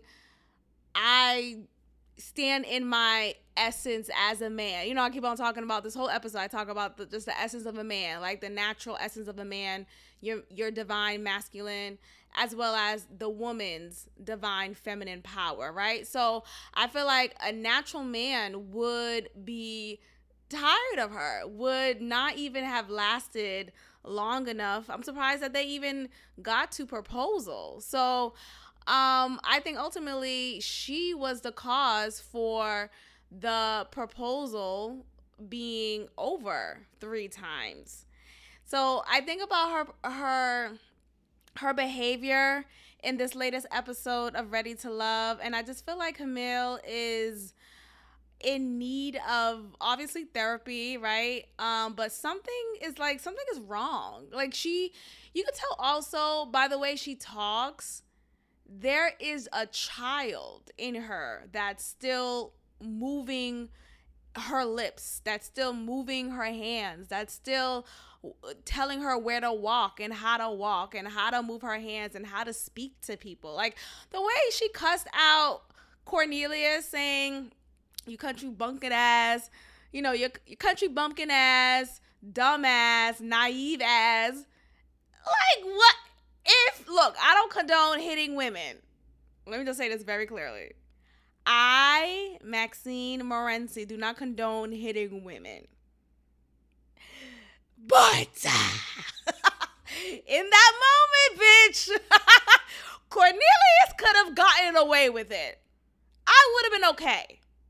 It would have been fine. Like, shut the fuck up. Just a quick slap in the face.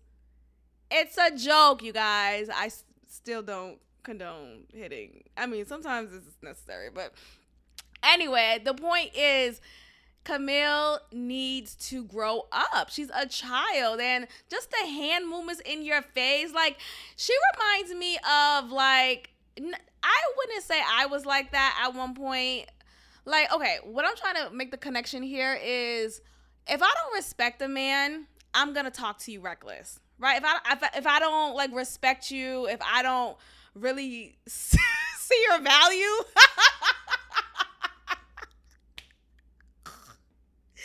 my God, today, if I don't see how you are as a man, right? If I just don't see it, I'm gonna talk to you reckless. I'm just gonna be like, all right, nigga, like, I'll shut you up. I'll be dismissive. I'm gonna make you look stupid. I'm gonna talk down to you. I'm condescending as fuck. If I want to be, right? I know, because I'm so self-aware, I recognize when I am being condescending, right? I know when I'm doing it intentionally. I think there are times when I'm not as aware, and I do apologize for that. But I know when I am intentionally being condescending, okay? And the old Maxine, who, not to say I can't be reckless with, I'm just more respectful now. Let's just say that. But yeah, if I didn't respect you as a man, I would have been doing the same thing as Camilla's doing. So that's the connection I recognize between me and her. I just, you can't really be doing that anymore, right? I did that when I was like in college, in high school, or, not. Camilla's in her 40s. I swear she says she's 42. I could look that up, but I swear she's 42. So check that out. But she's old enough to know better. She's old enough to know how to speak to people. She's old enough to know how to communicate effectively, respectfully, professionally, all of these things. So I wonder, her being in education, her being an educator, and I think she plays another role in education as well. I just think about sometimes when you work with students, and I believe she's working with high school students. Sometimes when you work with students, you find yourself being a student again. Does that make sense? Like, you find yourself like acting like the student. You sometimes talk like them. You'll adopt their mannerisms sometimes. You'll adopt their TikTok dances. Like, there is a level of assimilation that teachers find themselves making with their students, because on some level, you have to have some connection with students, right? And you could connect, of course, without having to assimilate.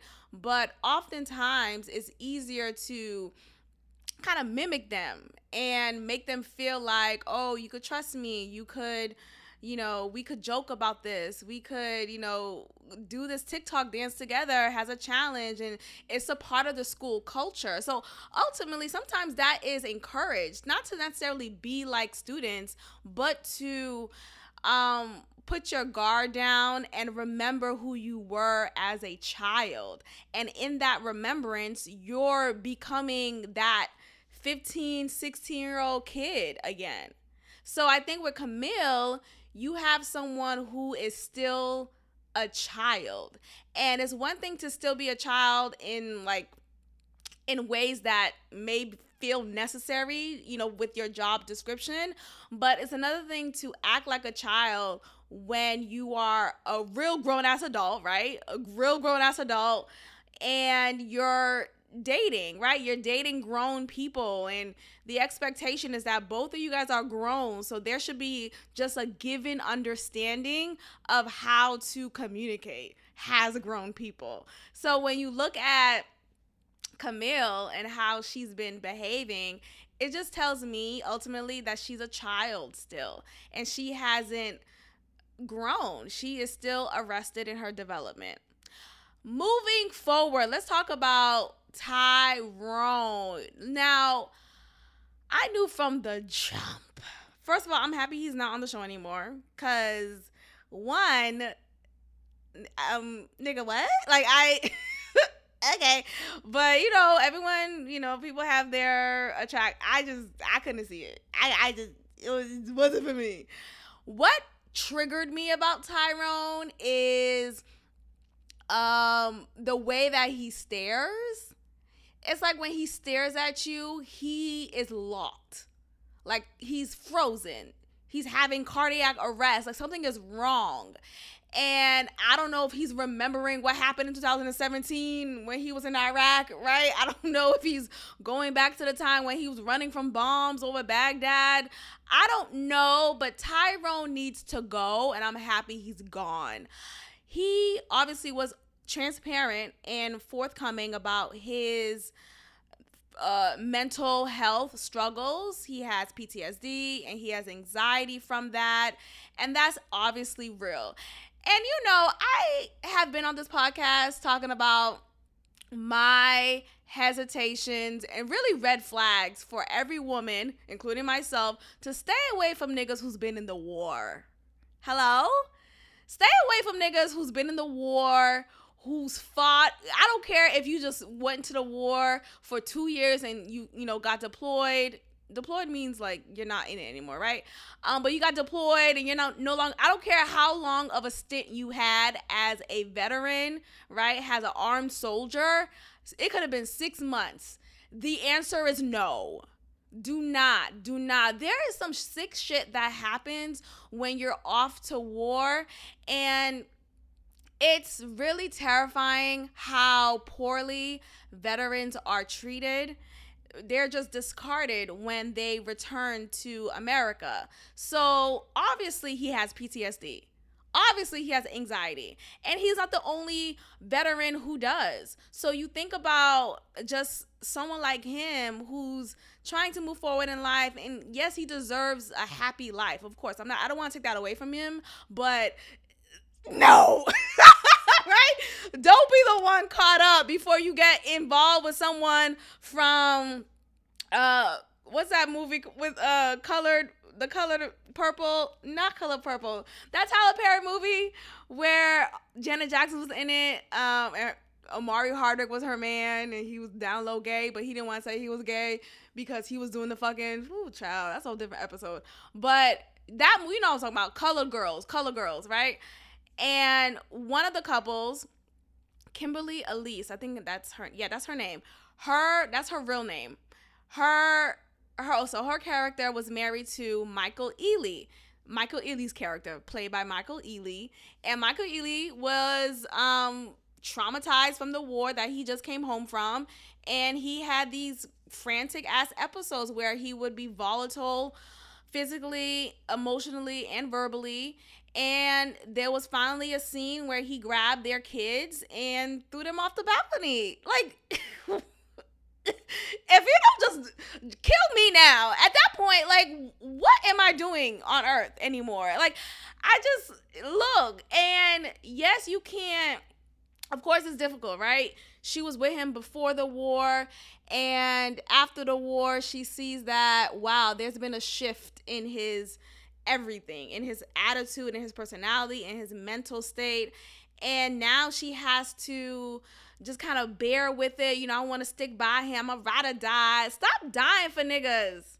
Hello? Is the mic on? Now your kids are dead because you decided to be a ride or die for a nigga who is emotionally dead, mentally dead. He's not the same anymore. They change. When you come home from war, you might as well, I feel like they should have shipped everybody who came home from war to a different island, different place that is secluded from society. I really think so, because they be fucking up relationships, people who are really just quote unquote normal, functional people. And now I have to deal with your bipolar ass, and you want to throw my babies out the window. I don't want to deal with that. So this is a disclaimer. I'm so serious. If you went to remember the time I went on a date with a guy? What was the name I gave him? I remember his real name, and I don't want to say his real name.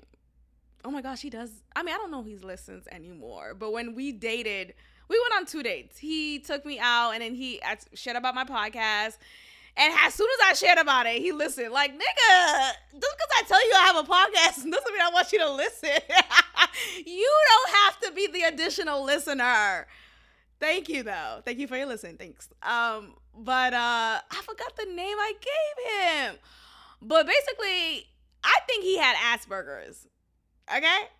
I think he still does, right? I mean, I haven't seen him since, but I feel like he would still have it, right? I think he had Asperger's. Something was like just off with, like, something was just like he wasn't functional, just like beyond awkward, and it was beyond autism.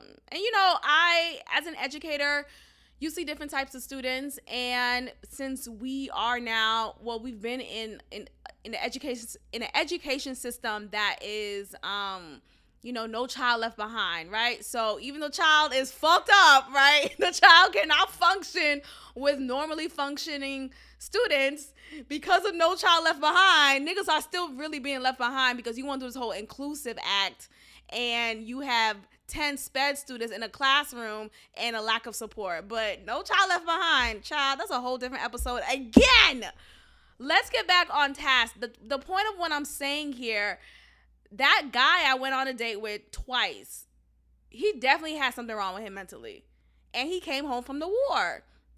Now, I don't know if he was already weird, mentally challenged prior to the war. I didn't know him before that. I just knew him after, okay? I knew that he lost a couple of teeth in the back of his mouth at the top row. And he talked about, I remember we was on a date, y'all. And he was a nice, it just wasn't, girl, why did I go on a date? He was just a nice guy. I'm like, let me just go on a date. I go on a date with him. And I noticed I've been noticed his teeth, right? And because when we met, the first night we met, I was out with some of my friends, and he approached me, very respectful, complimented me, just a gentleman for the most part. But I noticed he was hanging with a Hispanic, okay? And this is the black guy I'm talking about. So he's a black man. And look, maybe I'm racist. Maybe I should just let the cat out. Maybe I'm racist. Maybe, people say black people can't be racist. Maybe I'm the exception. Because, bitch, I think I am at this point. Because when I saw him with his Hispanic friend, I thought to myself, And again, it's not to say black men can't be friends with Hispanic men. It just, something was off to me. It felt like they were friends under a pretense. It didn't feel like they were friends because they grew up in the same environment, right? They grew up from the same hood, or whatever, or they were co-workers essentially. So when I learned that he came from the war, probably, I don't know how long ago he was deployed, but when I heard that he came from the war, and he briefly introduced me to his Hispanic friend, and he said the same thing. Yeah, both of us just got deployed however long ago. It made sense in my head. I'm like, oh, that's why you hanging with this Hispanic guy, because y'all both were in the war. Okay. It just made sense. Anyway, yeah, so he approached me, and that night, you know how you're out at a club or just, any place that's not well lit, you get fooled and bamboozled. But I'm good with my eyes. He was fine. He wasn't ugly. But I noticed his teeth. There was more of a blackness there, more of a gaping hole, right? And not the good one. No, so more of a gaping hole. So I'm like, something's going on with his teeth. So when we went on our date, of course it's a lit area. We went to a well-lit restaurant. And that's all I said. Look, let me just finish the story. So I saw his teeth. I'm like, and I just happened to bring it up, and I was just like, oh, do you ever plan on getting your teeth fixed? And he said to me how he never really thought of it as a priority, which already is enough for me to be like, nigga, what? Okay. You don't have teeth in the, how are you chewing your food? What are you talking about?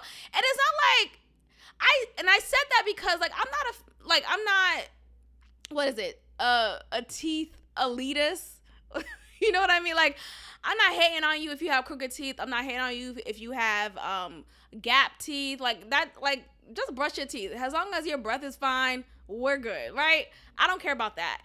It's the fact that you have no teeth in your back row on the top row of your mouth. And you talking about that's not a priority to you? Nigga, what? When I have food stuck in my teeth, it's a priority of me to get the floss and floss that shit out. You have no teeth in the back of your top row. And you talking about it's not a priority. Okay, I gotta go. Check, please. Is everybody okay? Is the mic on? Do you hear me? Like, it didn't make any sense to me. So I'm like, huh? He said, well, if I was dating someone, like, if I was dating you, seriously, and you really wanted me to get my teeth fixed, then I would do it. And I'm like, huh? So if I was not a factor, you would not, and clearly he wouldn't, because he made it this far without getting his teeth fixed. And I just think that's just so strange and gross to me. But it's your teeth. Do what you want, child. He wasn't gonna kiss me, and we did not. Praise the Lord. But I bring him up because he definitely had Asperger's. So I say this to say, don't date niggas who've been to the war. I don't care how long they were there. I don't care how sweet of a guy he was prior to the war. That shit changes you. And I don't care what role you was in the war, right? You could have been very much not on the field, right? Not in the battlefield. You could have been inside at the IT office. You could have been the nurse. I don't know. I don't care. You was in the war? Okay, I gotta go. So I'm happy Tyrone is gone. Who else do I want to talk about from Ready to Love? So, one thing about Tyrone, though, I mean, this again speaks to did I say it? Okay, did I ever say what I think he may have? I think he's definitely autistic. Something gets us off. Like, I can't really pin it. I mean, I definitely recognize the PTSD and the anxiety, but, I think he's autistic, definitely, for sure. He's on the spectrum at the very least. And with him, with people on the spectrum, they're very blunt and honest. They have no filter, which maybe, it's not always a good thing. You want to be able to say what you need to say, but deliver it in a manner that is appropriate, right? There's a way to speak. There's a way to deliver your truth without being harmful to others, without being an asshole, just in general. Like, you can still speak and share your truth with gentleness and a careful intent behind it. He lacks that. And that's another example of being on the spectrum. So when I think about him, I feel like although he was so sure, like, I see Shiloh as my wife, now, I think if he wasn't someone who was mentally challenged, then I wouldn't find that to be problematic. Because I think sometimes when you meet someone, you just know, okay, this is the person I do want to marry. This is the person I would like to see as my partner, as my spouse. So you may just see someone and just instantly feel it.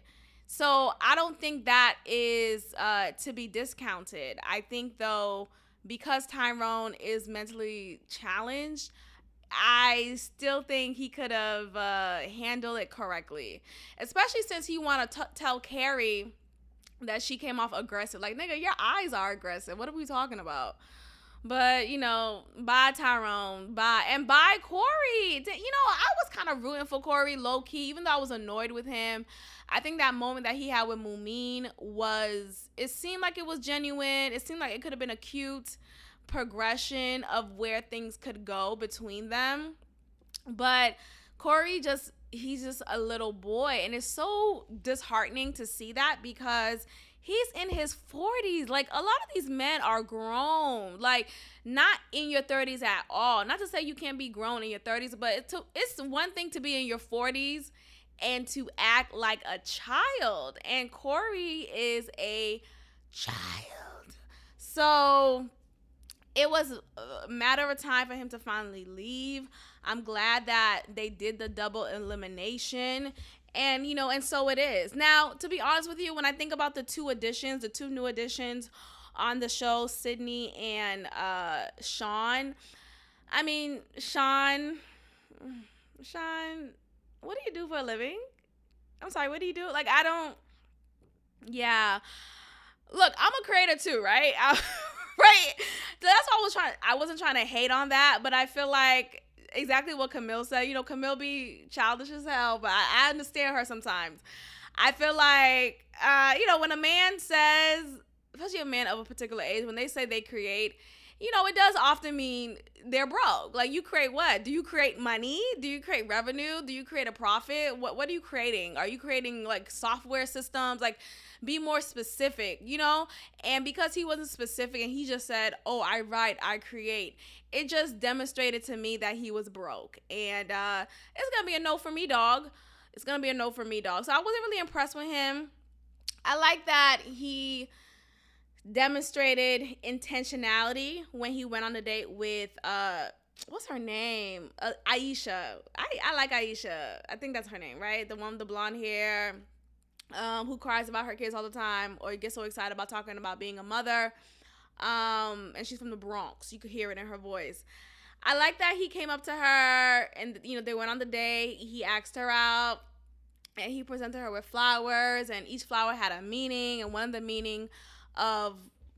the flowers had the meaning of her zodiac sign, which he remembered, and it was nice. I don't know. I guess I'm just not like, I mean, it was nice objectively. I just don't feel it for him. Right. And of course, I'm not on the show. I'm not one of the cast. Like, I'm not there. Right. But as you're watching something, don't you find yourself trying to relate? And I feel like if a man were to do that to me, I just would have been like, huh? I don't know. Maybe I just don't care for flowers. I never really been a flower gal. I'm more about really words of affirmation. And if you said something to me that made me realize, oh, wow, you really listen to me when I speak. You brought this up. You brought this topic up after we talked about it weeks ago and you remembered. And those things really matter the most to me. I find that to be so romantic and just so thoughtful because, wow, you listen to me. I'm all about that because, growing up, I felt like I wasn't listened to. So going back to that time period. So I think that's really awesome when someone listens well enough and they're able to affirm that in their words and conversations with me. So that's really what I value. So maybe that's why I saw Sean's gesture of the flowers as like, okay, like it wouldn't have moved me. I'm not a flower gal. So, but it was nice. It was nice objectively. I think though, he's gonna go soon. I really don't see him matching with anyone, at least so far. I think though, because Aisha is not interested in having kids anymore and he is interested in having kids, I think that will just be the finale between them. They won't have continued conversations. And I don't really see him connecting with anyone else. Like, I just don't really see it for him. Sydney though, I feel like she's not really there. Like, I feel like she's not really there for the purpose of loving. Shit, I mean, a lot of these castmates aren't, right? The show's a damn joke. Can we get one successful black love couple? I heard Liz and that guy, what's his name? The guy with child. I forgot his name, but from last season, they broke up. I heard they broke up, which is so funny because they were the couple who assisted Tommy in the first episode of the season as they criticize all of the new cast members of this season. So it was interesting how they didn't make it work. I just didn't see it for them anyway, so it was about time for them to break up. Liz and Jason, that's his name, Jason. So I didn't really see it for them anyway. She is too grown for him. It felt like an imbalanced relationship. And I just, it was a no for me, dog. It was a no for me, dog. So I wasn't surprised. I wonder what happened to what's that guy? The one who retained his semen because he doesn't want to give off too much semen in the process. What's his name? Hold on, I'll tell you right now. But yeah, I thought they made it. I thought KG Smooth. Yes, KG Smooth, and I forgot the girl's name. But it's just weird because I thought they ended off together, And you could tell in the reunion special that there was something not really present with them. Like, it felt like they were still like, oh, we're dating. It just felt too casual in my book. I thought they were actually pursuing a relationship with each other. So clearly, none of these damn couples work. Like, what are we doing? Just for show? So that's disappointing. Moving forward, let's talk about Married at First Sight. I really just want to focus on Gil here, and then we'll wrap up. Gil is a problem. Gil's a problem. I think Gil, like I said before, he is incredibly insecure. And this is a normal feeling to have as someone who is, because I just learned that he just started his career as a firefighter. So, as someone is just starting any career path, you're going to be at an entry level position, which means you are not making a lot of money yet, right? You're not there yet. You still have to climb the ladder. And so he is still beginning something while Merla has already been cemented and established in her career. And you see that in her status at work, you know, in her professional life, and you see how that manifests into her spending habits, her saving habits, and her income, and how she is able to spend how much she spends because she could afford to. And that just proves her years of being cemented in her career. Now, that's an insecurity just off top, because you have, think about it, you know, if you're friends with, even just on a friendship tip, if you're friends with someone and they make more than you, which is fine, but if you are not secure in the fact that you're not as established as your counterparts are, right? Whether it's your partner or a friend, you're going to feel maybe a little less than, maybe you feel a little inadequate thinking about, okay, how come I can't spend as much as they? Oh, because I don't make enough. And now, because of that, I think Gil's insecurity is manifesting itself in controlling Merla and wanting her to humble herself, wanting her to not spend much money, if any at all, on luxurious items, and finding that to be a problem. And as much as Merla would say, I still save money. You know, I still make it work. Like, my spending is not irresponsible. He doesn't listen to that. He doesn't hear that. And if I find it to be very annoying and problematic for sure, because you think about, I wonder if he's the type of partner who actually cares to listen and cares to be reflective of his own actions. It seems like he just wants Merla to be reflective and Merla to be accountable for herself, and Merla's the problem. He's just this patient guy, he's waiting for his Princessa Merla. It's like, nigga, shut up. Like, what the fuck are you talking about? She's good. Like, stop trying to play her, dog. Like, let her. I feel like I haven't heard. I really can't recall him being at all like showing any praise of Merla. Like, when has he said anything that he likes about her? Like, I love how thoughtful you are. I love how beautiful you are. I love how compassionate you are. Like, what are some things that you like about her? Instead, I hear you complain about her all the time. Like, nigga, what the fuck? And I'm starting to think, because of his insistent pestering upon her, and it feels like it's gotten a little more volume, it's making me wonder if they had sex, if they finally consummated their marriage. Is he now in charge now? And you know what I mean, ladies? You know, when you finally give up the cookies to that man, you then lose a level of power. You are no longer holding this carrot above them. They have grabbed that carrot. They have eaten that carrot. That carrot is now smithered into smithereens. And so your power is now gone. So I think about how Merla, because we know that she kissed him and finally allowed for him to get close to her, and she's leaning in with the kisses and being more forthcoming with that, or forward with that. Is Gil using that to his advantage, and now, ooh, you know, I'm the man, you know, I got the shits, and you know, I want to hear some men's reaction to this. So let me hear your point of view on this, because I really think that's the case. And I understand that Gil from the beginning was more like, he was always still clear that he didn't like how spoiled Merla demonstrated herself to be. But I feel like now it's kicked up to a different notch where he's consistently finding something wrong with her.